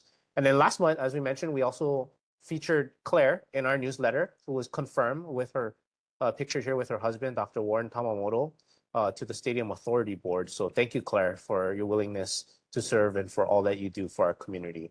And then just a few other highlights that you see here. We just ended session last week, Friday. And so now we're just awaiting for the governor to really take action on bills that were passed. In total, close to 300 bills were passed. Over 2,000 have been introduced. And one of them I know that the committee is concerned on that I will highlight a little briefly is having to do with our speed cameras. So we're able to pass a measure, which is Senate Bill 3157, relating to transportation, where we could expand the program annually to no more than 2 red light speed cameras in each Senate district. Currently, there's a total of 10 right now in Oahu, and it hasn't been expanded since then. So this new measure, hopefully the governor will sign this, will help with that. And then we also passed legislation related to electric bicycles and the different tiers for that. So that's good news in that terms of regulation. And then I know there's been conversation about feral chickens. Senate Bill 2892 gives an appropriation of $50,000 for a federal chicken contractor for the city and county of Honolulu. So that also awaits the governor's signature. And then lastly, I want to congratulate all the class of 20 and 26 graduates from ʻAiea High School, whether it's pre-K, kindergarten, elementary school, middle school, high school, college, you name it, trade schools. Congratulations to all the class and to everyone else that have come out to support these graduates. And that concludes my report. Thank you, Chair. All right, thank you, Senator. Okay, board members, any questions for the Senator? I do. Oh, Where, can I ask, where about is this ʻAiea Stadium? What area that you have is big enough to accommodate a session? I can't think of any place big enough in ʻAiea to house a stadium. Where You do you- have an area suggested? high school. It's Oh, high, it's high school. it's at the high school. Oh, up there. Yeah, it's not a stadium. Yeah. Oh, that's the high school. It's the high school, man. Yeah, I mean, the big field, you know. Yeah, because they're we, just we're renovating all the- on a slope, right? They're So renovating Where are the we going to field. find nice flat land? But it's coming. Uh, But I was just not stadium, field. Okay, thank you. Okay. Kathy? Good evening, Senator. I thank you for all you do for us. I know it's a thankless job.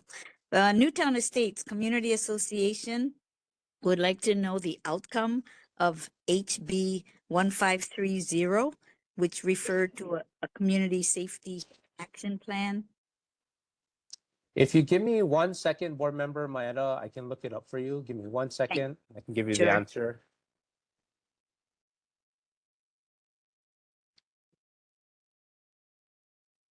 While he's looking that up, we can talk amongst ourselves if you want. And so. Is there any other, actually, while he's looking that up, is there any other? Okay. So if I may, Chair Wood, so we did go look ahead. it up, and then Taylor, if you don't mind putting the status update in the link. So it looks like this measure was deferred in the Health Committee in the House back in February. So the measure did not make it past the necessary deadlines. Thank you very much. Yep, you're welcome. Okay. Lawrence, you had anything or? Oh, okay. All right. Any other questions for the senator? Board members? Okay. Community members, any questions? All right. Nothing heard.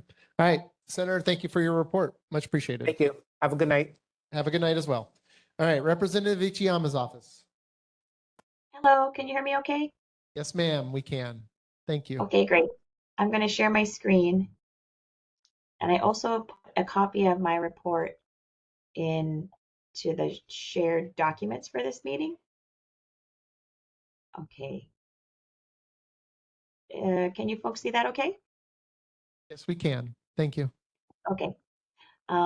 Just like Senator Elefante, I wanted to share with you some of the capital improvement projects for our area. Mauna High School will be able to upgrade their air conditioning system in the student center, which has been broken for a while, as well as completion of tennis court improvements. And I'm also happy to report that working very closely with Senator Elefante and the Red Hill Water Lines Initiative, we're able to put in $8 million for Red Hill remediation.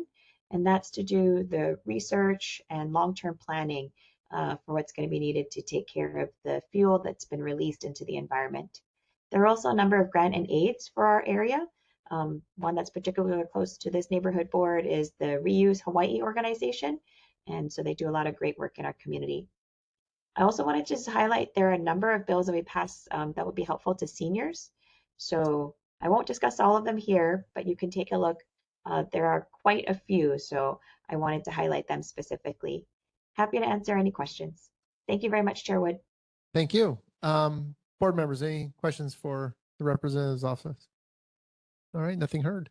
All right, community members, any questions? Sir? I just was wondering if there's any more information regarding the prison being moved over to where the old quarantine center was. So we will get to that. Okay. There's a section for that as well. Okay. With that, any other questions from the community? All right, nothing heard. You're actually sitting next to the warden, by the way. So just FYI. Okay. With that, we're going to move on. Thank you, ma'am, for your report.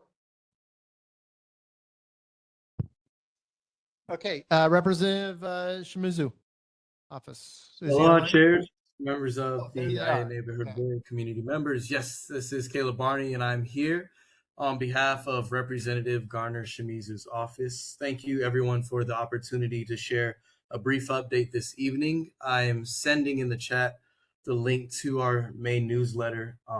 I will share just a few, for the sake of time, updates that are within this newsletter. So the 2026 legislative session, as you guys have heard, has recently concluded, and Representative Shimizu would like to thank everyone who contacted our office, submitted testimony, and completed the mid-session survey or shared concerns throughout the session. In his main newsletter, Representative Shimizu emphasized that serving the district is his full-time responsibility, and that the community feedback continues to inform his work on behalf of his residents. Representative Shimizu took time during this legislative session to make sure that he stayed connected and active within the community. Recently, he attended the ʻAiea High School Student Association induction ceremony together with Representative Kong and Senator Elefante. They had the honor of presenting certificates to the officers and recognizing the next generation of student government leaders. The ʻAiea High School Student Association was also recognized for earning the 2026 National Gold Council of Excellence distinction. Our office also continues to monitor major district and regional concerns, including Red Hill. Representative Shimizu recently attended the Red Hill open house hosted by the Navy Closure Task Force, which provided an opportunity for the community to receive updates and ask questions about the ongoing remediation process. Red Hill remains one of the top priorities for the district, and our office will continue to share reliable updates as they become available. Looking ahead, our office is planning a possible District 32 community town hall focused on practical residential concerns such as public safety, infrastructure, traffic, water, and quality of life issues. We are still in planning stage, but the goal is to provide residents with a direct opportunity to hear updates, ask questions, and connect with appropriate subject matter experts. Once details are finalized, our office will share that information with all communities. Finally, Representative Shimizu wants to know that if you have any questions or anything that you would like to ask further, our office remains available. If you have any questions, concerns, or ideas, please contact us at 808-586-9470 or at repshimizu@capital.hawaii.gov. You can also visit repshimizu.com to sign up for newsletters and regular updates. That'll be it for my report. Thank you. If you have any questions, I am available. Thank you. Questions for the representative's office, council member, or I mean, board members? All right, nothing heard. Community members, any questions? Nothing heard. All right, thank you for your report. Representative Sam Kong's office. Nope. Okay. All right, with that, we're through the city reports and federal state official reports. And for those that showed up, I really appreciate you guys coming to the board meetings. So thank you. All right, so moving on, Claire, ACA.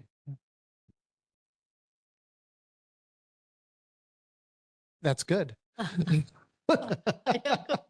ʻAiea Community Association meeting will be held on Monday, May 18th, right here in the same room at 7 o'clock. Okay. We will be a hybrid, but it would be nice to see some people.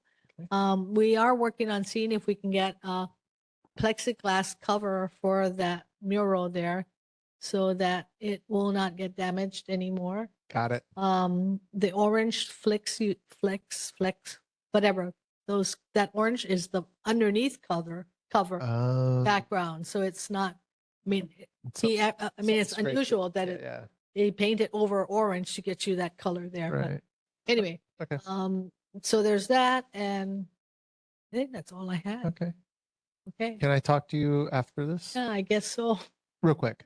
Okay. Okay. All right. Thank you. Okay. Shelley? Just wanted to say sorry. So I know last time when I mentioned the wall, I did give a late April date for completion. And then they tacked on another, I think, 120 something linear feet. So, and they tacked on restriping and capping the slope. So that added, that took us to the May 7th date. We are going to be restarting our Moana Lua freeway paving at nights. We did get word that one of our construction days conflicts with the Moana Lua High School graduation. So I'm going to take that back to our project managers and make sure they check all the graduation dates. But other than that, we still have our ongoing Pearl City rehab. We still have our the ongoing Salt Lake rehab on the weekends. So we put out weekly lane closure information on our website. You can sign up. ʻAiea falls under the EVA highway district. So if you sign up for notices for highways EVA district, then you'll get all of our road work notices. Okay. Any questions for DOT? When is Salt Lake Boulevard supposed to be done? So Salt Lake Boulevard is city project. I Yeah. can check with. Oh, I think okay. it's I'll with ask DOC. them then. Okay. Yeah. It's not you guys. Okay. All right. Community members? Anybody? Nope. Okay. All right. Thank you, Shelley. Okay. Pearl Ridge, David.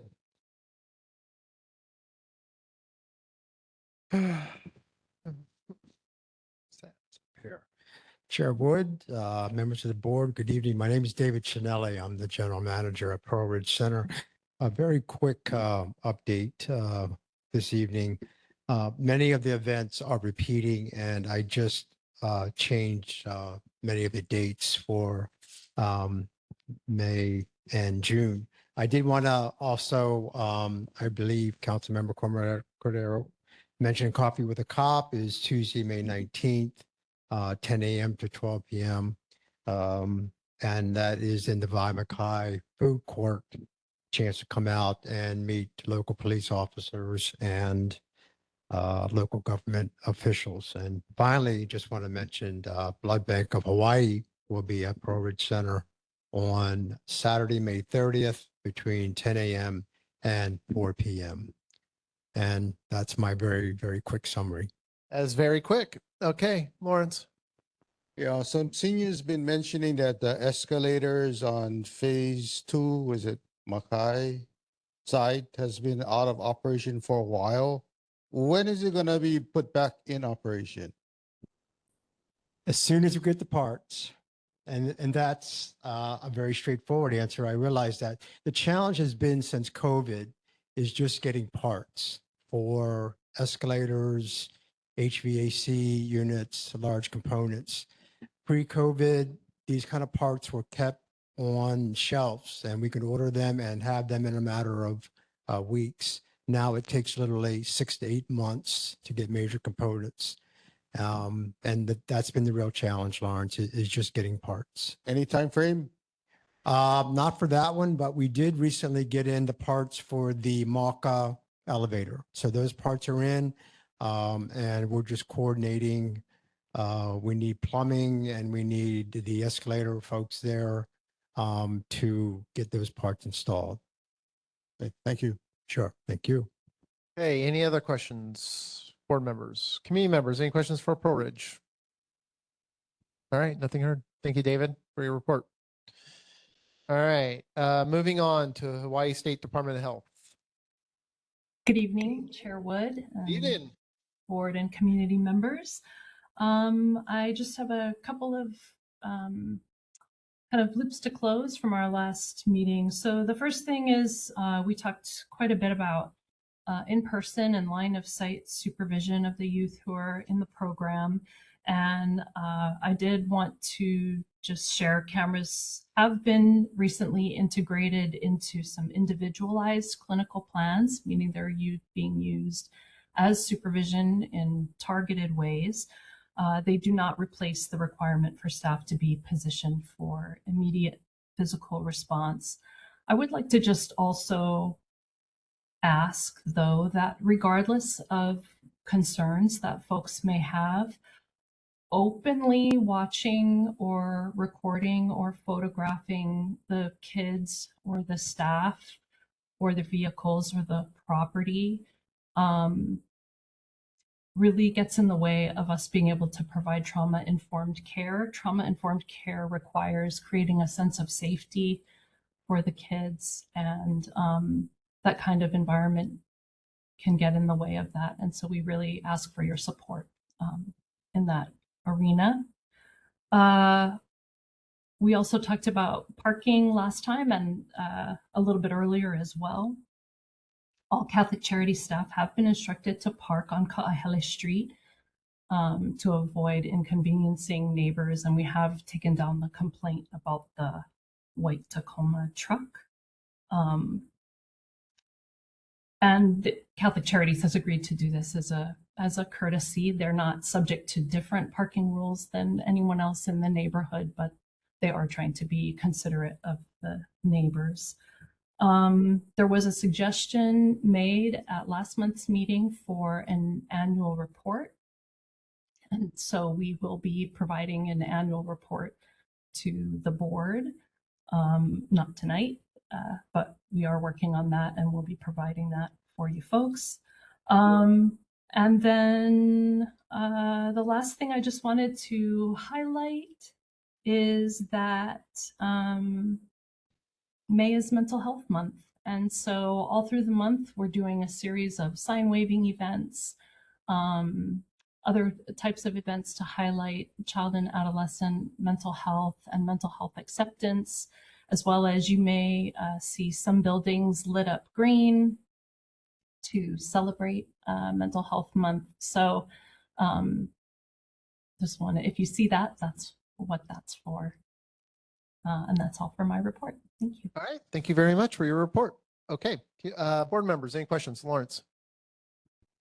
Okay. You mentioned that you recommend not taking pictures or videos of your youth that's staying there. But as far as from the neighbor's point of view, what kind of procedures and protocols are out there? Because say, for instance, there's a youth out there and there's a supervisor standing there. Nobody's going to take a picture or video of that. If you have a youth walking freely around, then somebody might take a picture of that because that looks suspicious. So I think if you guys are more open and to have the neighbors know what your protocols and procedures are, then they wouldn't be taking videos or pictures of the youth. But I think the reason why they're taking it is because they need something as far as a way of verifying what they say is actually going on, rather than you telling the neighborhood nothing's going on. Did you guys ever give the neighborhood any procedures, protocols, so they know what is normal, what is abnormal? We have talked about this in previous meetings, and I would refer you to the Google Drive for some of the discussion about that.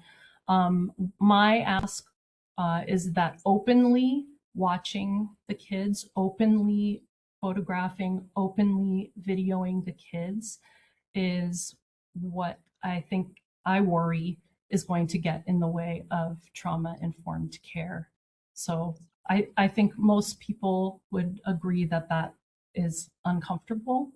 And, you know, in reviewing some of the discussion, previous discussion that we've had in this meeting before, and even actually in correspondence dating back to February of 2025, for example, Catholic Charities was asked to change the angle of their cameras so that their cameras didn't inadvertently go into other people's property, which Catholic Charities addressed right away. It's a private therapeutic residence. And so I'm just asking for the community's support in helping to create an environment where the kids feel safe.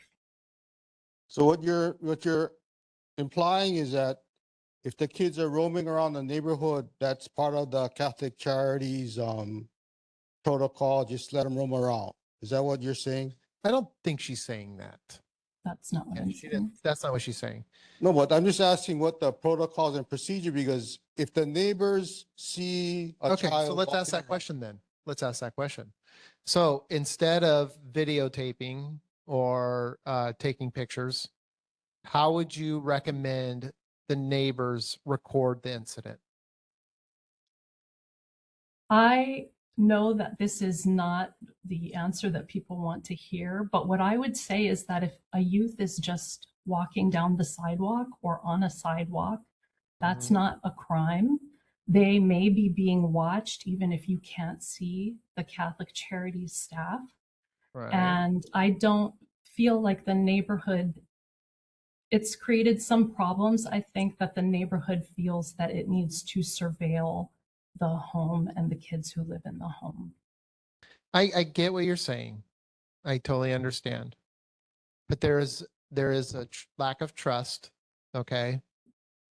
How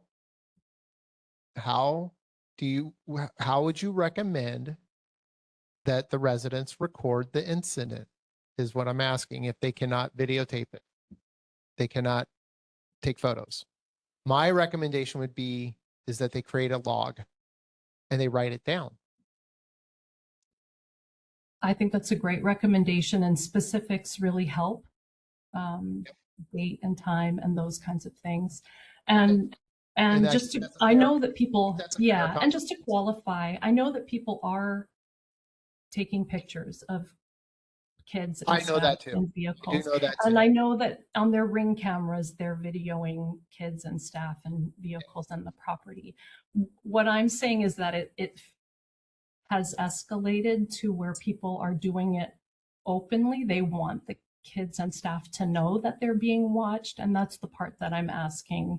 Okay. Can we please respect the right. private therapeutic In terms, residence? I'm not going to get into the weeds on this because we could sit here and talk the rest of the night about this. Sure. Okay. And that's what's been happening. Okay. What I'm going to recommend the parties involved do is that you record it. You write it in a logbook. You write the date, time, and whatever incident you think is occurring, you write that down along with it. Okay. In a court of law, my understanding is that they would take that as evidence. Okay. So do that. All right. Fair enough. Let's move on. Any other questions, board members? Okay. Community members, any questions? And let's not have repeat questions that we've answered in history. You mentioned creating a bond. You know, the youths were at the sign waving that we had recently with the community policing team. Is that correct? Yes. Okay, so that was a very good bonding thing when the kids came and waved signs with the community members. And this is part of our Security Watch project. But I think it was a success because there was communication going on. Because I think that you found out about it through the community policing team, which works with you. And so you had direct contact with someone in charge of it because the team and our Security Watch were working together. And if you got it from another source, we put an email there for questions. And so that's what we're saying, you know, if their communication is effective, we can work together and do things together. The other thing is like, you did mention once that you said, we do have Sarah Antone's contact. So when you said that, that's why I emailed Sarah questions. And then I got a response that we are not supposed to do that, that contact is with you and not with Catholic Charities. And to me, that's not effective communication. We've wanted to communicate with Catholic Charities from before, and we have, but it hasn't always been effective. So what can we do to make it more effective and develop a bond and work together? Okay. That's a discussion we can have outside of this meeting. Let's move on. Okay. Any other questions, comments, concerns? I'm sorry, I have a question. Yes, ma'am. Who are you? I'm Trisha. I'm with CAMHD. I want to make that very clear, but I am also an ʻAiea resident. Okay. And so I want to ask this question as a resident. I continue for the last, I've been here, I think this is my 5th meeting. I've been communicating. I continue to hear that there's no trust in Catholic Charities. What I don't understand is why do you need trust in a home?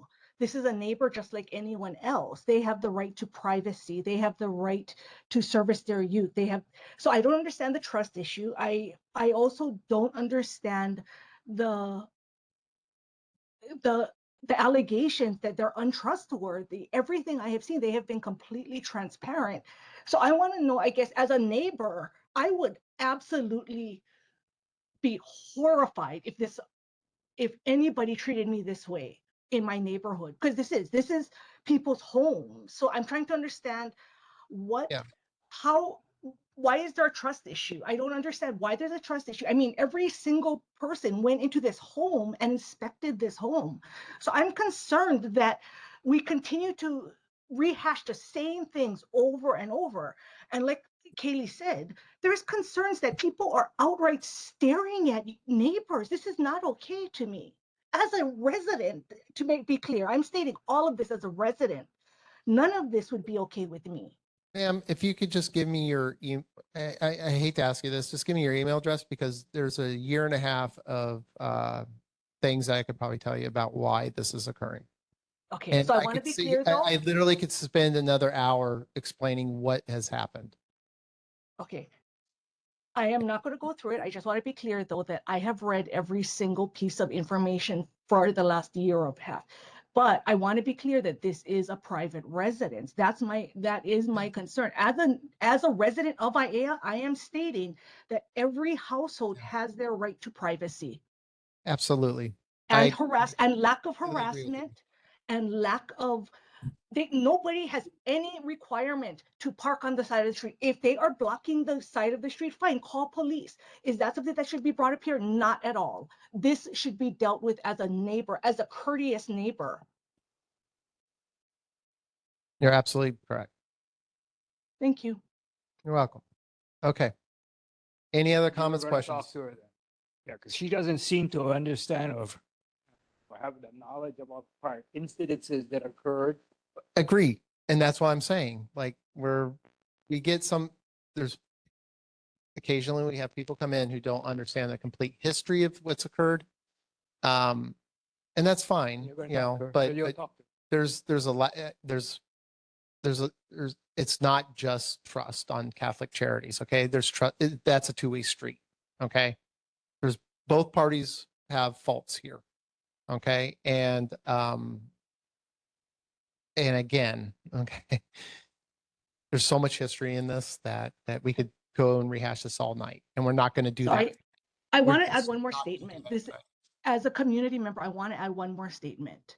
Yes, ma'am. I just started this job 6 months ago. So yes, do I know everything? No.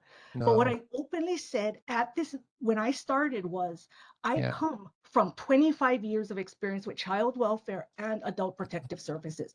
So I make it clear that I have spent 25 years dealing with abused children and adults. That is what I know. And what I do know is that the only people who are successful in treatment are the people who want to be there.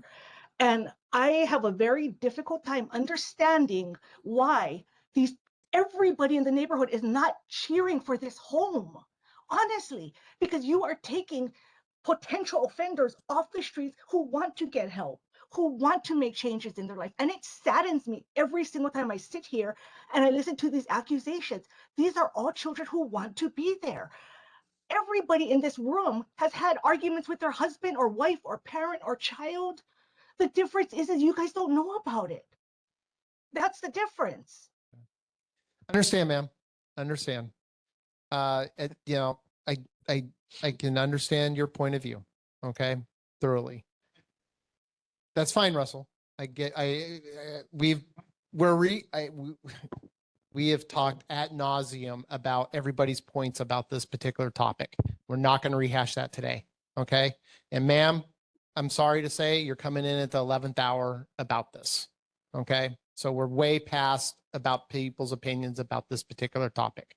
So All to right. be clear, I'm not coming in at the 11th hour. I'm just stating my opinions I know. after having listened I to know you this are, ma'am. as a community member, Yeah, because it I is know. very sad and It upsetting is every very time I sad. listen. It is a very sad situation all around. It really is. Okay. But we're way past this at this point. Okay. I mean, it is what it is, honestly.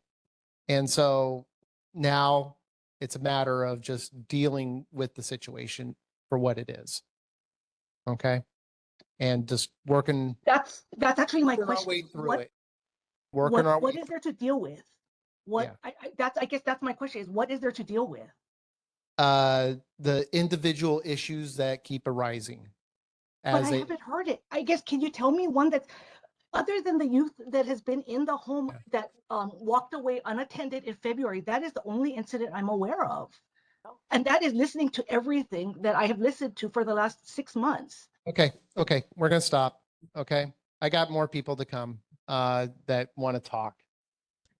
Randy. Okay. You want us to give empathy.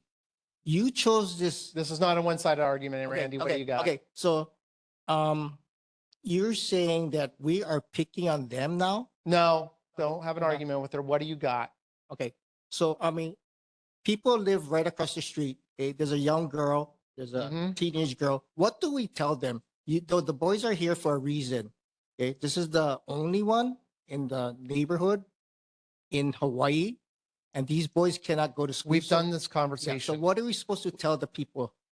I mean, you said that, okay, it's fine. They live here. We have to live with that. But what do we? We're not having this conversation tonight. End of story.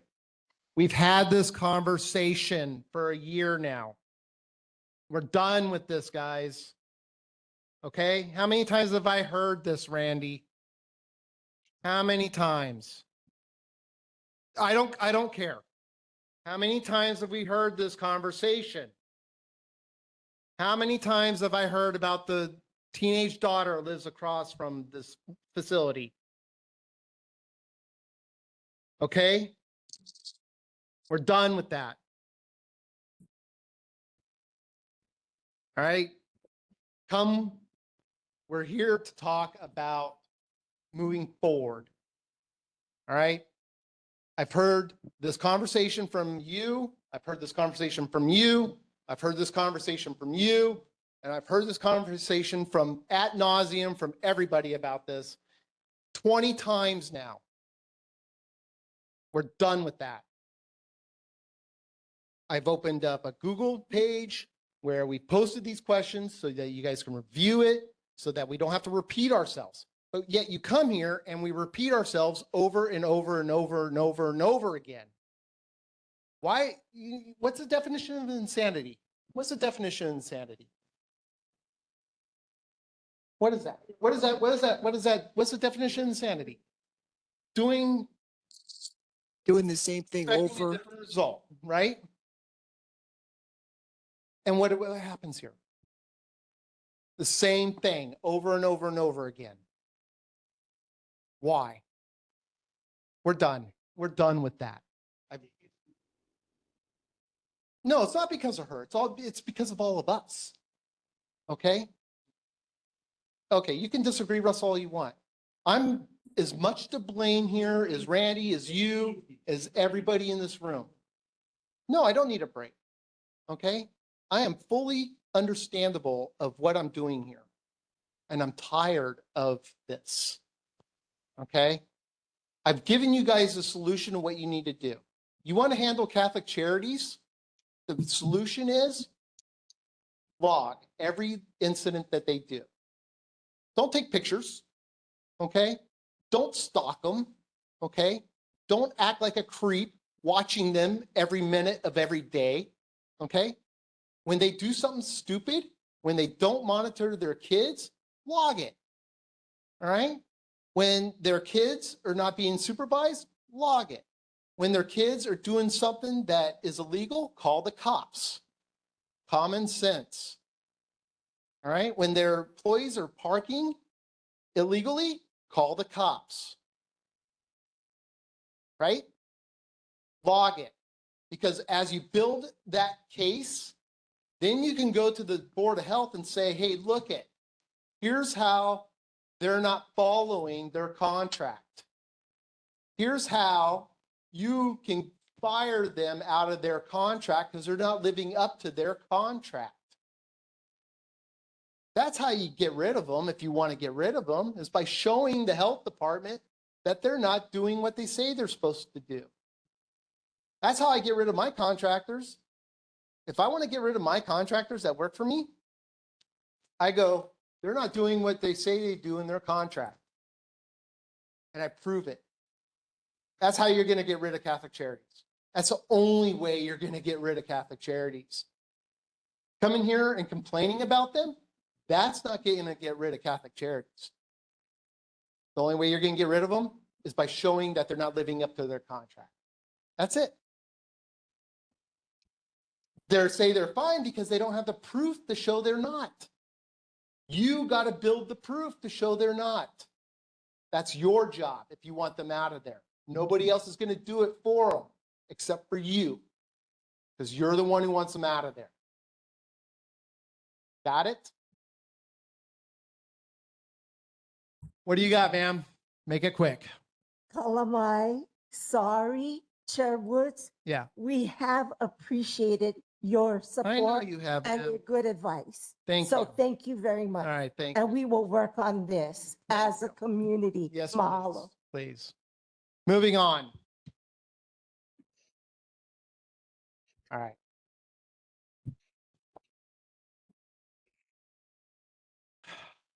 Stadium Authority, New Aloha Stadium Entertainment. Hi, good evening, Sherwood and everyone. I'm going to make it exciting for us, I promise. So just quick updates, swap meet, we're heading into summer months. So just a heads up for our community members directly around us, we are starting to see our Sunday daily vendors really coming in full force. I know people are starting to set up as early as, or wait in line, I should say, as early as 2:30. So we are addressing that. We are suggesting to everyone to come on Saturdays, just because Sundays are really full for us and we are having to turn people away. So we are aware of that situation going on. We are looking to see how we can make changes to that. Thank you again for the food bank collection drive that I reported last month. We collected over $2,000 worth of donations in just 5 days. So thank you to the community and everybody for coming out with that. In regards to our newsletter and our project communications, we've expanded our newsletter to include the University of Hawaii athletic updates. So that is kind of our new partnership that we're doing. So really we can let the community know what the university is doing, as well as all of our events and projects that are going on with our key milestones. Our construction cam has been really exciting. I'll expand more of that onto our NACED project, but April was a very busy month for us, as you guys have seen. In regards to community and upcoming events, I'm really excited to see, if you've been on property, there's those black boards that are going around the construction site. So we have a partnership with the State Foundation in Cultural Arts, and we're actually just awarded a contractor to come in and to really make it a community event where we do a lot of painting on those boards.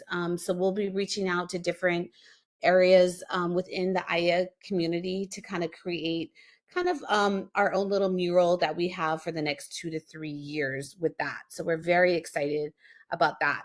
And then in regards to the bills, I will let Chris report on that. But before she comes in, because I know it's a very exciting time, so for the NACID project, I am happy to update everyone that Kaloa Robinson from the Aloha Halawa District Partners has joined us. So they will be attending the meetings with me as well, moving forward to answer any kind of questions in regards to the development. He'll be able to provide any updates on the project in regards to the partnership on that side, and then any questions in regards to the state, I will have Chris also be able to address that for us. So for now, I will turn it over to Kaloa. Thanks, Sam. Good evening, Chair and ʻAiea Neighborhood Board. Thanks for having us. Pleasure to be here for the first time. Quick update. Dismantling of the existing stadium is currently underway. You may have heard or seen or felt we finished tripping the first and second quadrants of the west Mackay stands, and we're looking forward to the quote tripping of the Malka stands next month. The grandstands over the end zones will be strategically dismantled because we're trying to preserve the existing concrete end zones for future use. We coordinate with the Stadium Authority actively to communicate construction announcements, so traffic modifications, community disturbances, etc. Please subscribe to the newsletter that Sam mentioned for the latest and best information. Construction is never comfortable, and while we'll do our best to be good neighbors, we know that there's always somebody affected.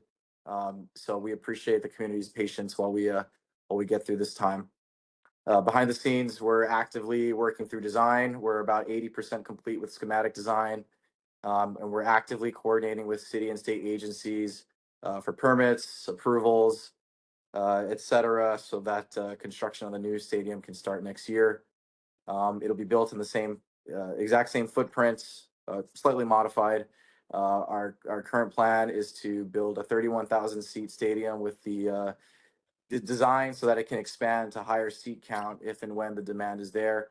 We're designing this thing not for just football, but also for soccer, rugby, large concerts, other community events. And we're looking forward to delivering on the new home for the Rainbow Warriors football team. Again, I'm Kaloa Robinson. I'm the project manager from AHTP. Once again, thanks for having me. Thanks, Kaloa. And then Chair Wood, I'm just going to add in, I know there was a question about inviting board to the next tripping event. So we are working very closely with Kaloa and his team. Those last two were kind of a very last minute thing that has happened. We are looking probably mid-June. Kaloa can correct me if I'm wrong, but I'll send you the invitation along with the board members for that one. Okay, good, because I did check my email. I didn't Not get yet. I know, not yet. I promise. I'm going to call you this time. I promise. All right. Because I did check my email and I was like, did I get an invite to the? Not yet. Not yet. I promise. It's June. It's going to be a good one because we're going to be able to go up on the ramp and we're going to hang out on the side. It's going to be great. Okay. All right. Thank you. All right. With that, are you guys done? Unless Chris wants to do updates on the bills, because I know there's always question about the naming rates. Mahalo, Sam. I always look forward to talking about bills. Sorry. Members of the board and members of the community, out of roughly 21 bills related or impacting the stadium that were introduced this session, only 2 have been transmitted to the governor for consideration, and that was Senate Bill 2074 relating to state facilities. That's the more simplistic one that basically exempts concessions within the stadium facility from Chapter 102, which governs concessions on public property, basically allows the stadium to be a lot more competitive with concessions and generating revenue. It allows revenue generated in this manner to be deposited directly into the Stadium Development Special Fund. The other bill that was transmitted is Senate Bill 2599 that we've been talking about as the HCDA bill. The good news is it removes the ceiling from the stadium special fund and would allow the stadium authority to utilize the entire $49.5 million in the special funds now waiting in that account. What it does do also, though, is that it creates a couple more steps for the Stadium Authority and DAGS and the Hawaii Community Development Authority to work together more actively as we move forward with the district development. So with HCDA on board, what the legislature is looking at is providing more opportunity to utilize HCDA's powers within districts that would allow them to create zoning and land use, for example. It also allows them to provide for funding for infrastructure and public facilities with special funding that they receive. And that's something that we did not have before. It does not remove the jurisdiction of the stadium authority to have the final say on what is built on site. So that's the good news. We'll be working very closely with HCA moving forward and hopefully building a very positive relationship that overall is beneficial to the state. And with that, I'm open to any questions. Okay, board members, Lawrence. Yeah, one of our discussions, they're talking about signage and not facing the signage toward the street. Well, what is the status on that? I don't see that bill, that was Senate Bill 2353, it died in conference, so it did not get referred forward. I will say, though, that with the work we've done with the outdoor circle and the intent of our team is that we wouldn't want to be creating garish signs that are objectionable to the community. I think discussions were already underway. That signage would be primarily inward facing to the district, but that bill did not make it to the governor's desk. So if that bill didn't make it, does that mean that possibly signs may be facing the street or the freeway? No, they would have to be actually permitted because right now billboard laws prevent that type of signage from being installed. Thank you. Sure. Was there any bills addressing gambling? They did not survive. Okay. Yep. Right. Community members, any questions for Stadium Authority? Okay, nothing heard. Okay, thank you guys for your report. Thank you guys. Okay. DOD, Navy. Oh, what? Oh yeah, sorry, Warden.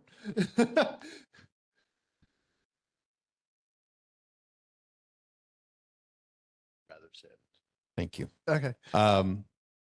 Hello, everybody. Warden Shell from OCCC here to update you on the project. Basically, I know there's a gentleman that has a lot of questions for me, and we can answer them outside of this because it's going to go back to history. Okay, good. All right. Thank you. But what we are doing is the project is moving forward. We're still working with UHCDC, the Community Design Center, taking some of their ideas and putting it into the process so that we can do the best job we can with this. We're trying to take everything we've heard from everybody and come up with the very best design we can for this. And that's the process we're in right now. Not a lot I can show you right now because it's kind of like all in the mix. We're still making the dough, but we are moving forward. We also had a law that passed in the legislature that is to have the oversight commission, the prison oversight commission, will be forming a task force to give us some ideas on how to move forward with rehabilitative processes statewide for the entire thing. And we will have to take those into account as we build the jail. So it's in flux right now a little bit. I can't really tell you what's going to happen because as soon as I tell you, it changes. But just know that we are taking all of those things seriously. So that's really all I've got for you, Warden, or Chair. Any questions for OCCC, Lawrence? At the other meeting, there was a question regarding that inmate who was in the work furlough program. What is the status of whatever discovery was made? Okay, so we went through and we rehashed and looked at everything that we did in the work furlough program. we found that most of the things we were doing were being done well, but we're adding more oversight to when they go to that process to make sure that we plug that hole so that it doesn't happen again. The gentleman I use that term lightly, the person who was involved in that is back up at Halava. He's in secure facility. He's no longer in the program, as you would expect. We are doing a better job, I think, on the front end of looking at people who go through that process to make sure that they're a fit for it. So, it was an eye opener for us. It wasn't that we really found anything that would have cued us into it. He'd been out in the furlough thing for like 6 months. He'd been out there, didn't have anything that showed us, but whenever you have something like that happen, we look at our process and try to make it tighter so that we can not have that happen again. Does that kind of answer your question? Yes, thank you. Okay. Okay. Board members, any other questions for OCCC? Okay. Community members, any questions? I'd also just like to add that we did actually, after tightening up everything and looking at it, we have started the program again and got the people who were in the program back out into the community working. Okay. Because when that happened, we shut down everything until we could get this thing figured out. Okay. But we took a month and a half, looked it over, gradually started the program back up. I know when we did the tour, there was like how many people you were short? Like how many open positions you had down there? We're short, and it always hovers about the same number. Okay, so of the 410, we still are short about 100. Okay. Give or take. So you're better than you were, but maybe a little bit. What we're doing right now is we're getting innovative, and we are using what we call emergency hires. They're 89-day temporary hires that we bring in, give them some training. They get trained. They never get to work alone. They work with an experienced officer to help fill those gaps. We're hoping, and what seems to be working is those 89-day hires then get experience and an interest in it, go to the academy, and then come back to us as recruits, and then move forward. All right, good. All right, so that seems to be working out. Yeah, it actually is. It tends to make it a quicker process to get in. Okay. And ideally we'd like to hire them on full-time right away, but the state of Hawaii doesn't have that mechanism built in. This is the best we can do. Okay, good. All right, good. Okay. All right, well, thank you, Warden, for your report. Much appreciated. Okay, moving on. DOD. Is Lydia? She's not on. It's just me tonight. Oh, yeah, keep saying that. Okay. Yeah. I'll let her know that you missed her. I know. I'm missing her so much, Joanna. Oh, okay. Go ahead, Joanna. All right. Good evening, Chair Wood, board and community members. Joanna Delphin from Navy Closure Task Force Red Hill. I'll also be providing updates for Navy Region Hawaii. So for Navy Region Hawaii, the Navy Region Hawaii Mo'olelo is a weekly two-page newsletter that highlights the stories and other items of interest in Hawaii. It's available on the website. And I believe it's also sent to you, Chair Wood, for the Google Drive. Monthly ship tours for Navy Region Hawaii and community-wide boat tours continue. If you are interested or want to learn more about it, please do contact the Navy Region Public Affairs Office. Biggest update for everyone's awareness is that the Rim of the Pacific, or RIMPAC, is set to kick off on June 24th and will last until July 31st. So June 24th to July 31st. You'll see an influx of personnel in and around the base. We're looking at about more than 25,000 people coming in for that exercise. So expect to see an increase in traffic in and around the area.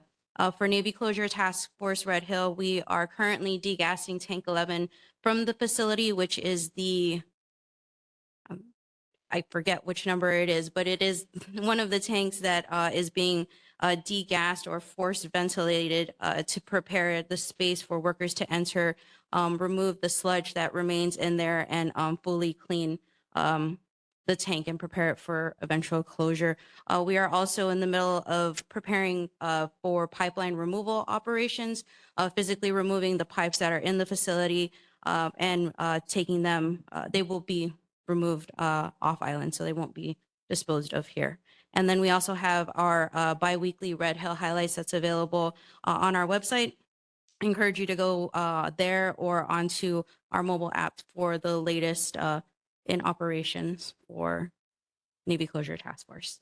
Happy to take any questions. Okay, I think that gentleman over there has a thing about the diesel. Yes, we were able to talk, and Okay. so I was able to get contact information. Okay, So great. Okay, board members, Lawrence. Any update on that Halava well as far as reactivating it? So I don't have a date for you. When we kind of get a little bit more fidelity on when that'll happen, we can give you an update. It's considered, it's an engineering and construction project more or less because there are improvements that need to be made to the infrastructure of it. So that is part of the reason that we've had some delay, I should say, with regard to that, but no finite timeline yet of when that will happen. So no timing if it's gonna be by this year or next year. I don't want to put any timeline on that. Okay, thank you. Okay, any board members, any others?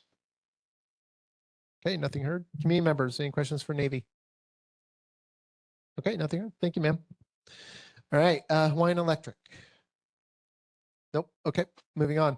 Okay, community concerns other than Catholic Charities. Kind of went down that road, a deep rabbit hole on that one today. Okay, nothing heard. Oh, online. We have one online. Just me. Thank you so much, Chair. My name is Tara. I'm with the Red Hill Registry. I'm the Director of Community Engagement. I just want to take this opportunity to remind residents of ʻAiea about the Red Hill Registry, what we do and why we exist. I'll be very brief. We are co-designed with the community. We aim to track health outcomes, inform future research and clinical guidance on fuel exposure, and provide resources to those who experienced the fuel spill from 2021. And if there's any concerns before or after those dates too. Last month, our team was able to help do a cleanup job in Pearl Harbor.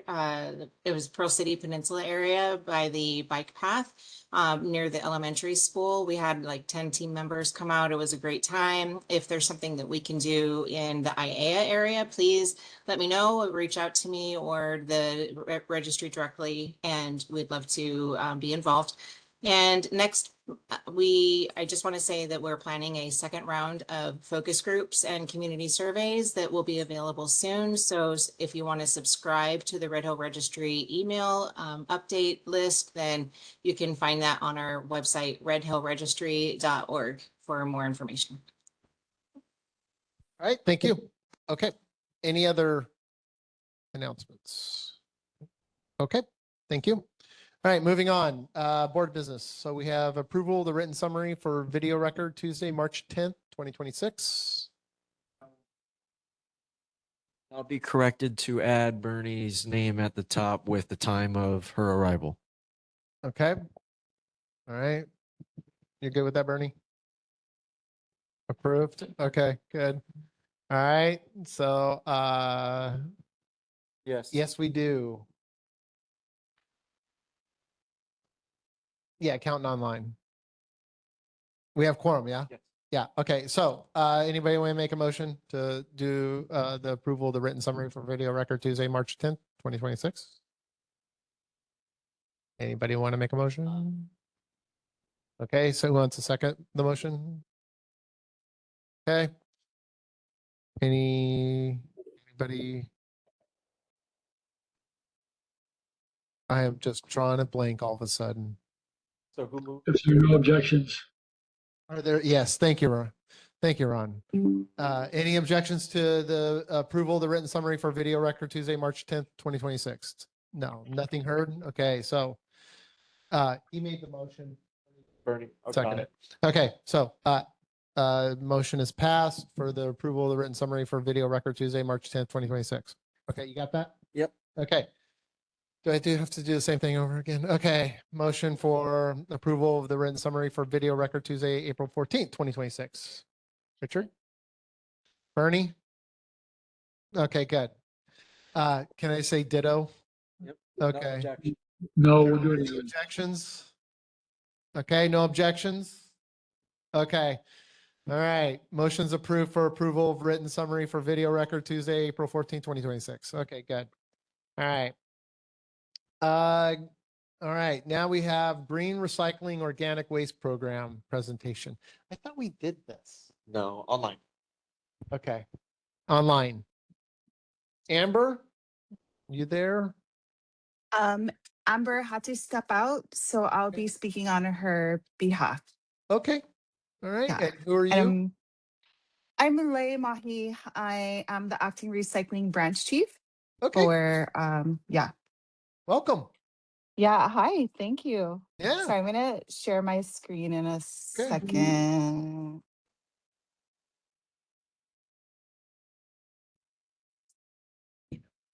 Well, anyway, thank you guys. Thank you to the board chair and to the members of the neighborhood board. My name is ʻAiea Mahi. I'm the acting branch chief for recycling. So sorry, let me try and pull this up at the same time. And so we really appreciate the opportunity to come today, or virtually, I guess, and share about the city's new green recycling organic waste, aka GROW program, because it goes island-wide on October 1st. And before we explain what GROW is and what it does, let me just kind of give you some facts. So there's 60,000 tons of residential food waste that's generated on Oahu homes or from the Oahu homes each year. That's basically 120,000 pounds. Okay, so that's the first little fact. Secondly, previously waste was just sent to H Power where it reduced its mass, but it didn't really add anything to us adding to the electrical grid. And then three, the city has a goal of diverting 95% of garbage from the landfill. So in order to achieve this goal, we recognize that there are better ways to use food scraps and wasted food. And because it's such a precious commodity, we use it to supercharge our composting efforts. And that is how GROW kind of started.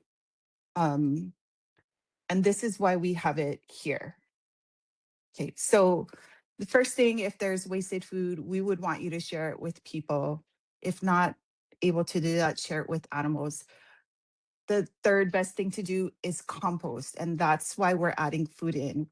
What's changing is we're asking people to put food scraps and wasted food into the green carts.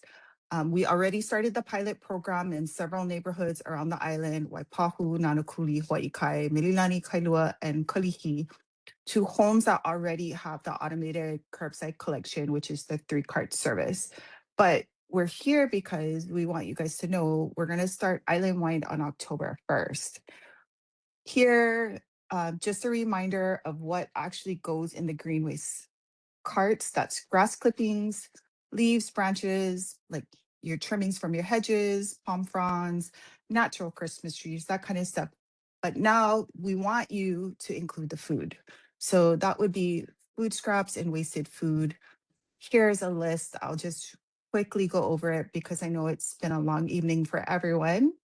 Fruits, vegetables, dairy products, mainly solids and semi-solids like cheese and yogurts, no liquids, bread, baked goods, pasta, rice, all of that stuff.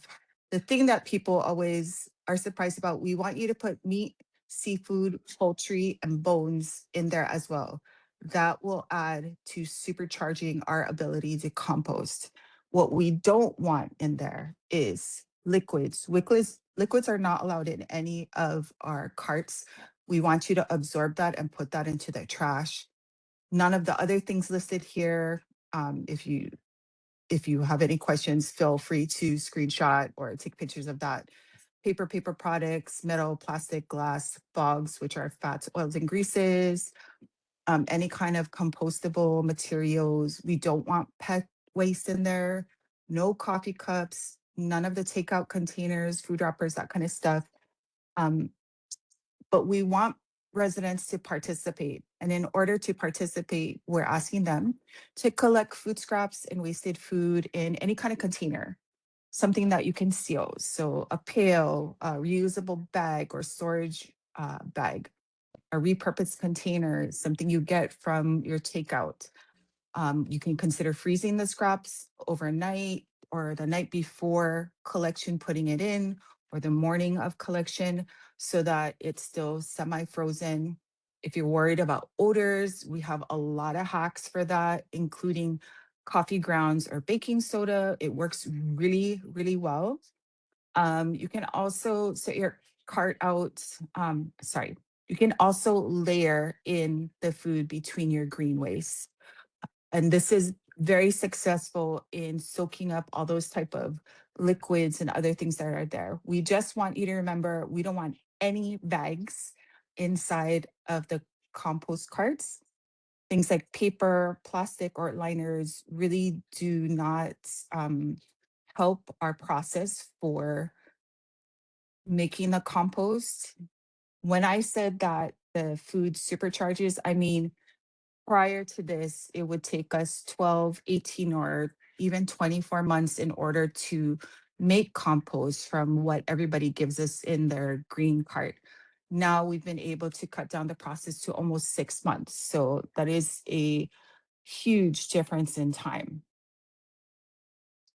We always get the questions, can residents drop off? Yes, you can drop off at any of the, you can drop it off at the composting facility, and that would be at Hawaiian Earth Recycling, only at their Wahiawa location, which is at 65-1101 Wilikina Drive. They are the city vendor that takes the green cart waste, and they have the compost facility. There's no charge for taking it there, but there is a minimum of 2 drop-offs per day. Also, you have to be in your privately owned vehicle, so no commercial vehicles are allowed. We will not be able to take food at the city transfer stations or convenience centers. We're just not licensed to take that kind of stuff. We will still be taking green waste, but not food scraps or wasted food. And oftentimes people ask us what happens with the composting. Again, Hawaiian Earth Recycling, they are our vendor. They are specializing or specially trained to deal with breaking down that organic matter through the Gore method. And they are also trained on CRB, which is the coconut rhinoceros beetle, as processing host material, because the last thing we want to do is to spread more CRB all over the island. If you want to learn more about the process, it is on their websites. And currently the city's branch is collecting data about contamination and participation in piloted areas. That is why Amber is not here, because they start at 4 a.m. tomorrow morning. We apologize, but it's night time for the rest of my staff.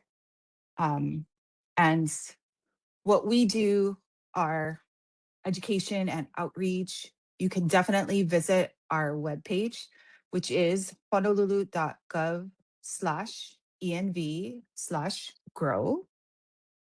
We have FAQ documents there, brochures, fact sheets. We're doing public workshops. In fact, we have an informational session coming up in Waipahu on the 21st, which is a Thursday, I believe, of the 21st. We also have a lot of social media posts and things like that. Currently, on the line, if you need to contact us, there is our email, opala@honolulu.gov, our phone number, 768-3200. Again, the website. And thank you again for your time. Myself and the second deputy director of ENV, Henry Gabriel, are online, and we would love to answer any questions if there are some. All right. Thank you. Great presentation, by the way. Really appreciate it. Thank you. Questions, board members? Super informative. really hit it. Community members, any questions?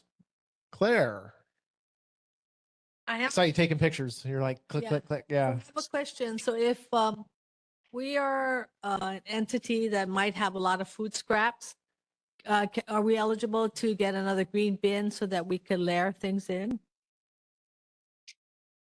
And do you want us to freeze it and then layer it in? Before because it's every other week, right? You pick up the green scrap. I mean, the green How bin. many vegetables do you eat, Claire? I run a preschool. Oh, I thought it was just you. Oh, I thought you. I No, thought you, anyway. oh. Anyway.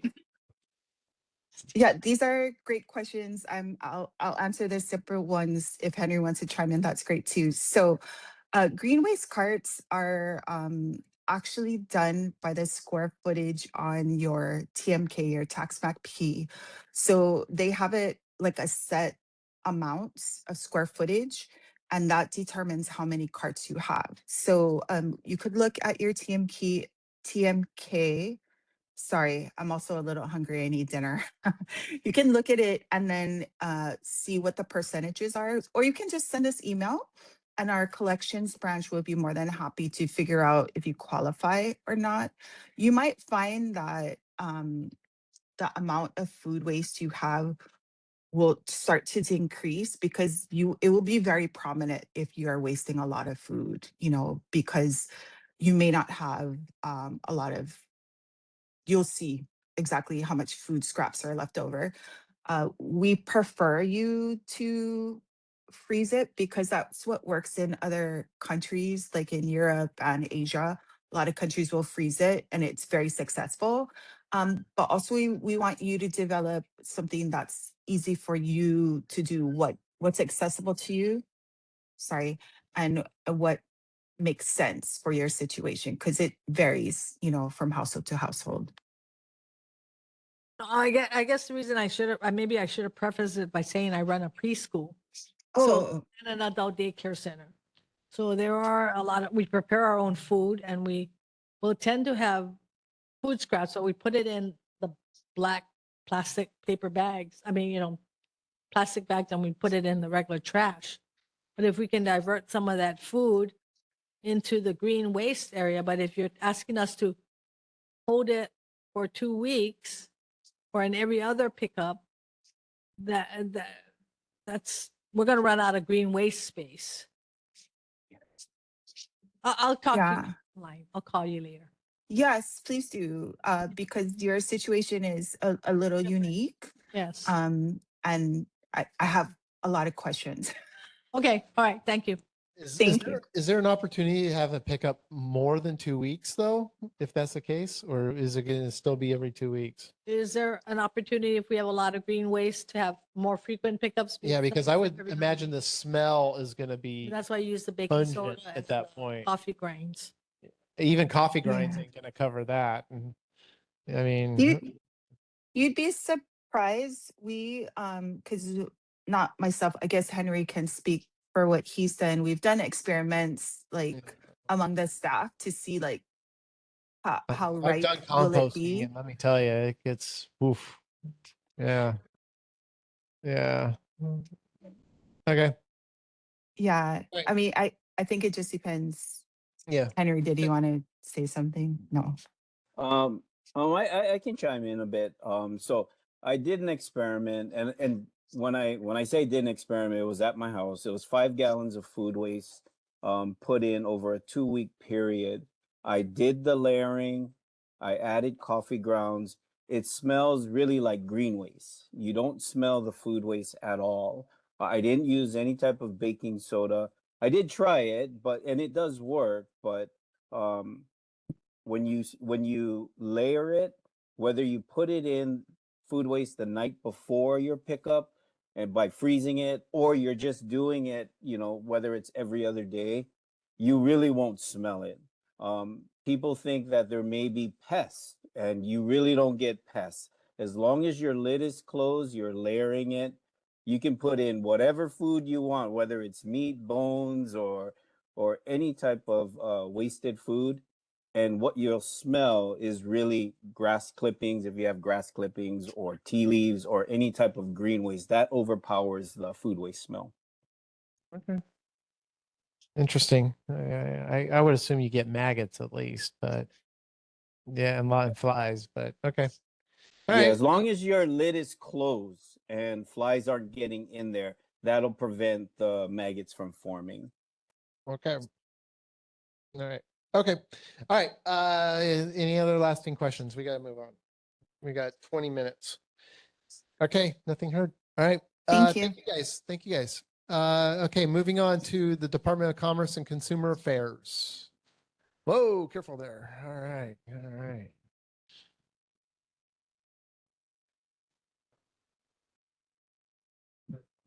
Yes.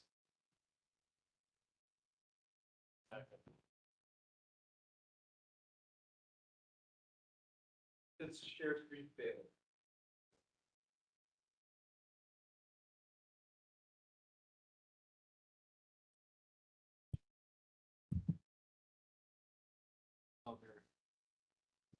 Oh, great.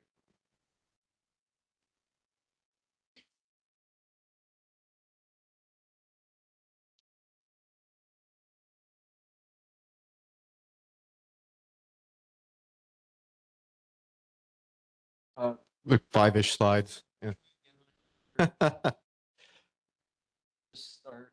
Okay, I can just start talking through what we do. If you're able to pull it up, great. I know you can post it online. Aloha, everyone. Good evening. My name is Mike Angelo or Michelangelo. I'm the executive director with the Hawaii, the Hawaii division. Good people are paying attention. All right. Hawaii Division of Consumer Advocacy. I guess I'll start with what is a consumer advocate. I know hearing that term, it's like, oh, I got a bad used car deal. I can go down and talk to the consumer advocate. There actually are other offices within our department that do that. We are a specific type of consumer. We advocate for all customers of privately owned utilities before the Public Utilities Commission because they have regulatory proceedings where the Public Utilities Commission is evaluating different things on behalf of the public interest. So, for example, an electric utility wants to put in a new piece of equipment that's rather expensive. We evaluate that. We say, hey, does this provide service that's safer? Is it provide something that's more reliable, more cost effective? Are the services provided, are they going to be equitable? Does it progress on our state's clean energy laws? So we represent that interest before the Public Utilities Commission. The Public Utilities Commission hears us make our case. They're a quasi-judicial body. They hear the utility make its case. They take input from all of the public, which is really critical. So in any proceeding, or it's almost like a court proceeding that's before the Public Utilities Commission, you have the ability to go and provide a public comment. We read them, the Public Utilities Commission reads them, and they inform our perspective and the Public Utilities Commission's perspective as well. So if you are interested, I'll talk about how to get involved in that process further on in the presentation. So who we are, we're a division within a state agency. We work for you. All of anyone who has a utility bill of a privately owned utility. So for like Board of Water Supply, that's not us. But if you have a private wastewater, Hawaiian Electric customer, certain Hawaii gas customers, Young Brothers, Inter-Island Service, we represent your interest, the interest of all types of ratepayers before customers of the utilities, before the Public Utilities Commission and other regulatory bodies, occasionally something like the FCC. I know we just filed a letter, for example, with the Securities and Exchange Commission, hopefully to bring some, as a way to garner some support to bring rates down in the ways that utilities can finance things. So across the number, primarily before the PUC, but also other agencies as well. Our team itself is comprised of it's really complex, the work that goes into it. There's a lot of legal aspects, there's engineering aspects, there's economic aspects, there's accounting. So we have all of those professional disciplines covered with us in the PUC. So we even have social scientists. So when we're considering, it could be something, like I said, from a multi-year plan to build out new generation, a new transformer going onto the grid, It can be a rate case. That's a bread and butter. So if there's a rate increase, anytime there's a rate case, and I would encourage the public to get involved when there are, because your comments are very important and weighted heavily. And then the other, so what we do is we work to ensure, as I mentioned, that services are delivered safely, reliably, affordably, equity, and aligned with the state's clean energy laws. And we operate in several sectors for those privately owned utilities: electricity, gas, water and wastewater, privately owned, telecom to a lesser extent. The retail side is deregulated, and transportation. So that would be Young Brothers Inter-Island Service, and there's a regulated ferry service between Lanai and Maui for passenger transport. Cell phones, no.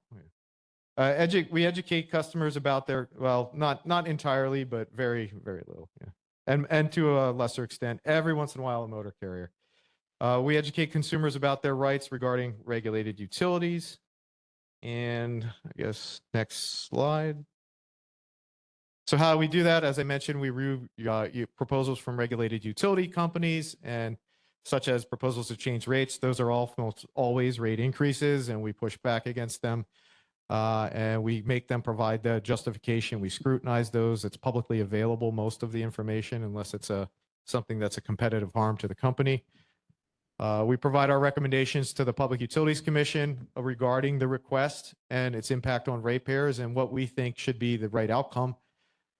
We help consumers navigate utility complaints and billing issues. That's primarily around billing. We will hear from customers who are in billing distress, often on the electric side. We try to, where possible, work with the utility to come up with a solution like a payment plan, or keeping customers connected is a big focus of ours. And I will say, in our work with Hawaiian Electric, we have been successful. They've been very responsive in working with us, and we've appreciated our partnership and working together to keep keep customers connected.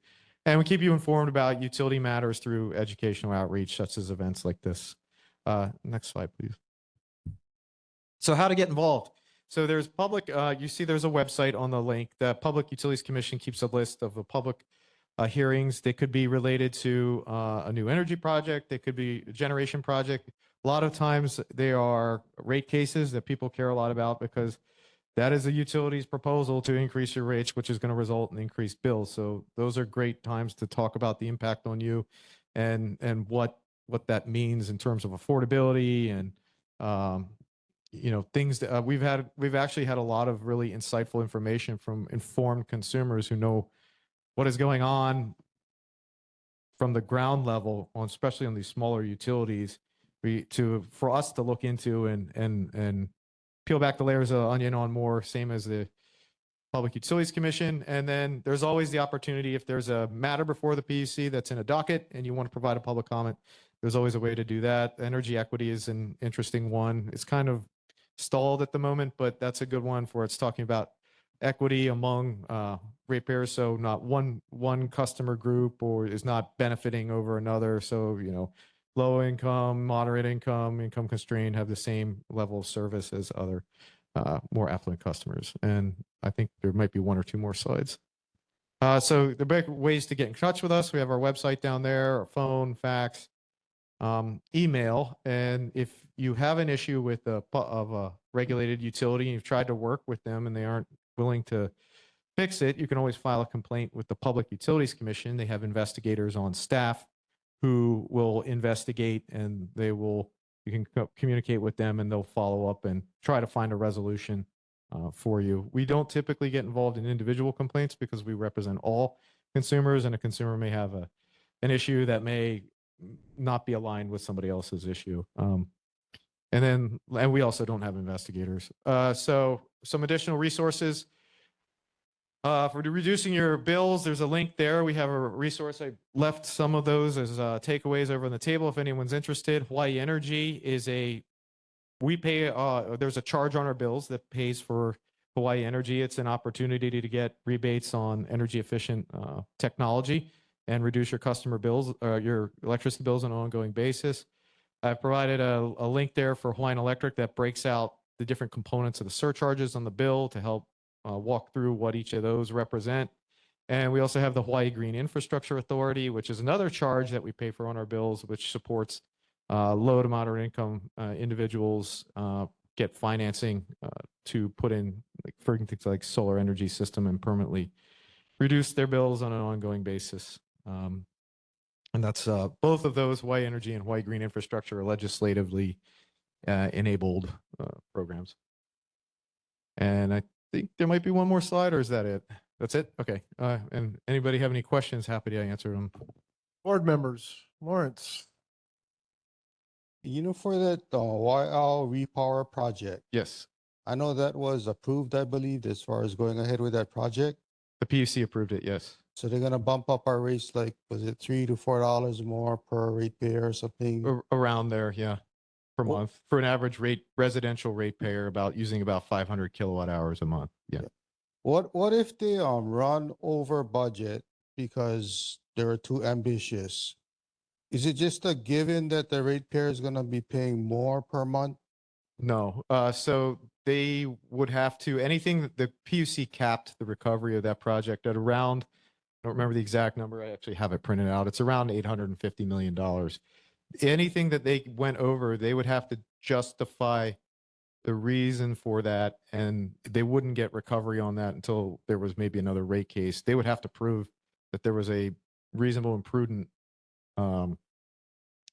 reason for that. So no, it's not guaranteed. The PUC capped the recovery. But Twinacha cannot lose money, so in order for them to complete the project, they would have to put in the monies anyway. They would have to invest. They would have to decide what they're going to do and how they're going to pay for it. Yeah. And then I hear there's a community benefit package for the area that YL power plant is located, and that's Pro City. Why is all that money's pretty much, when I look at it, it's all allocated to the Pro City area? There's specific standards that have to be followed for the community benefits packages. Let me get back to you on why that's specific to Pearl City. Okay. And were you involved in the SNG as far as the state wanting to go with SNG to power our power plants? We were not involved in that. It's nothing that's come. When you say SNG, you mean like the JIRA proposal, or? Yeah, the one the governor was backing one time, and then they made a mathematical error and they're $1 billion off. I'm aware of that. I have seen some of the numbers, but it's not something that's come before us, before the regulatory side of things. So there's no application before the Public Utilities Commission, and that's when we would get involved. Thank you. Yep. Okay, board members, any other questions? Yeah, I have one. Are you guys involved in the sewer? Water and wastewater for Yeah. privately owned utilities, yes. Yeah, okay. So, right now, I guess the wastewater is incorporated into like our water bill, right? Are you on Honolulu Board of Water Supply, or? Yeah. That one, that's city and county, so that's government owned. Oh, okay. Yeah. So you guys aren't involved in it? Not in that one. No, privately owned ones. Yeah. Okay. All right. So I shouldn't be asking you that question then.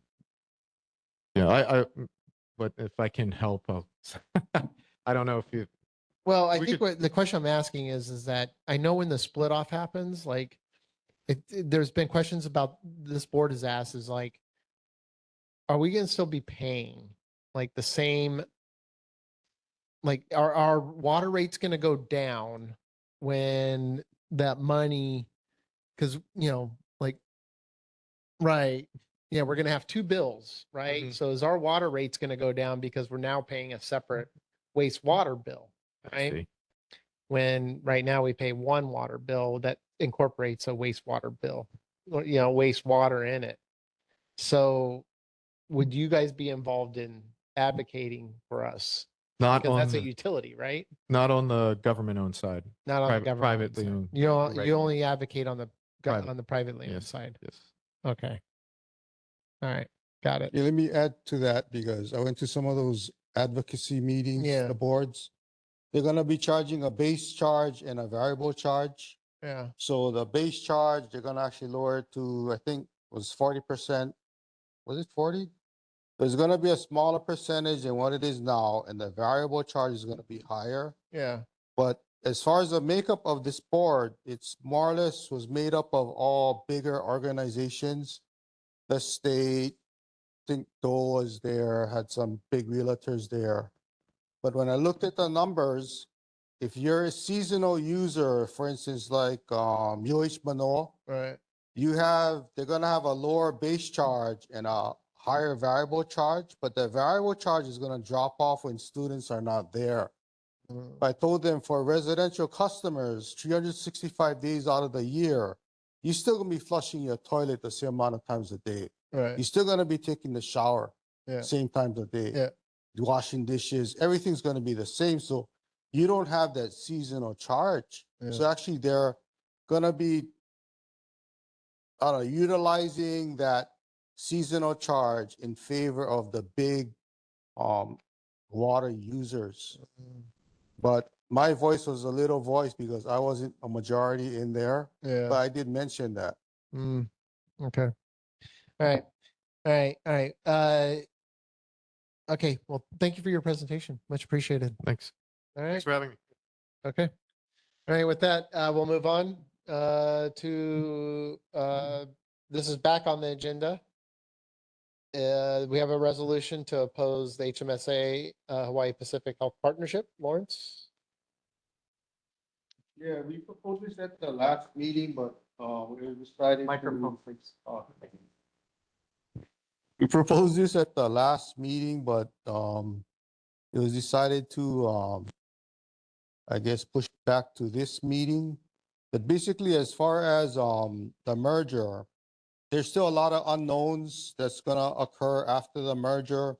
We did have, or I was in meetings with HMSA, and I did express concerns as far as why doctors are leaving the island. And it's basically a matter of the cost of living and not having the ability to have a fair living wage for a doctor. But as far as the insurance company's point of view, what was mentioned to me, which I didn't understand, was they're mentioning it's the cost for living in Hawaii. So when I looked at all the top people in the organization, when they go for their pay raises, they always compare their pay raises to the national average. They don't look at Hawaii and say, oh, because we're in Hawaii, we're gonna get 30% less or 40% less. But when they go and look at their doctors who are getting insurance payments, it's kind of expected that since you live in Hawaii, you're gonna be getting paid less than the national average. So that's one thing that I was kind of taken aback, because if this merger is all they say it is, they should have hard, tangible things that they can put in black and white and say, you know what, we're gonna save, what was it, $1 billion or whatever the amount of money they were saving, and give it back to the doctors or make their reimbursements higher so they can bring doctors' pay up, because that's one of the big concerns from private doctors. As far as the bigger organizations out there, the Queen's Hospital, the other hospitals, they're worried about the competition, as far as the competition is not going to be fair. So, if they had more things that were more solid and in black and white, yeah, I'll be for it, because you're going to benefit the doctors. You're going to benefit the people of Hawaii. We already have a shortage of doctors. So if you go on the same path, it's going to be roughly, I think it was about 1,000 doctors were short. Each doctor, I believe, if I recall the numbers, each doctor can service roughly about 1,000 or 1,500 patients. But that's a lot of patients that need doctors that we don't have, because a lot of them are moving to the mainland. Even specialists, if you want to go and get a cardiologist, just to set up that appointment, it's going to take you at least 3-4 months out. It's not going to be you call them up and they say, oh, you can come over next month. It doesn't work like that. because everybody's so booked up, is we don't have those specialists in the island. That's why, as far as this, it's not a merger, it's a partnership because a merger, they have different things that they need to do. The only reason that I am opposing it is because they don't have anything in black and white as far as what they're gonna do, as far as with the benefit of this merger. And I welcome anybody to debate because that's the whole good part about living in the US. We have a democracy and I enjoy the debate. So if people want to say their opinion, hey, bring it. It's great.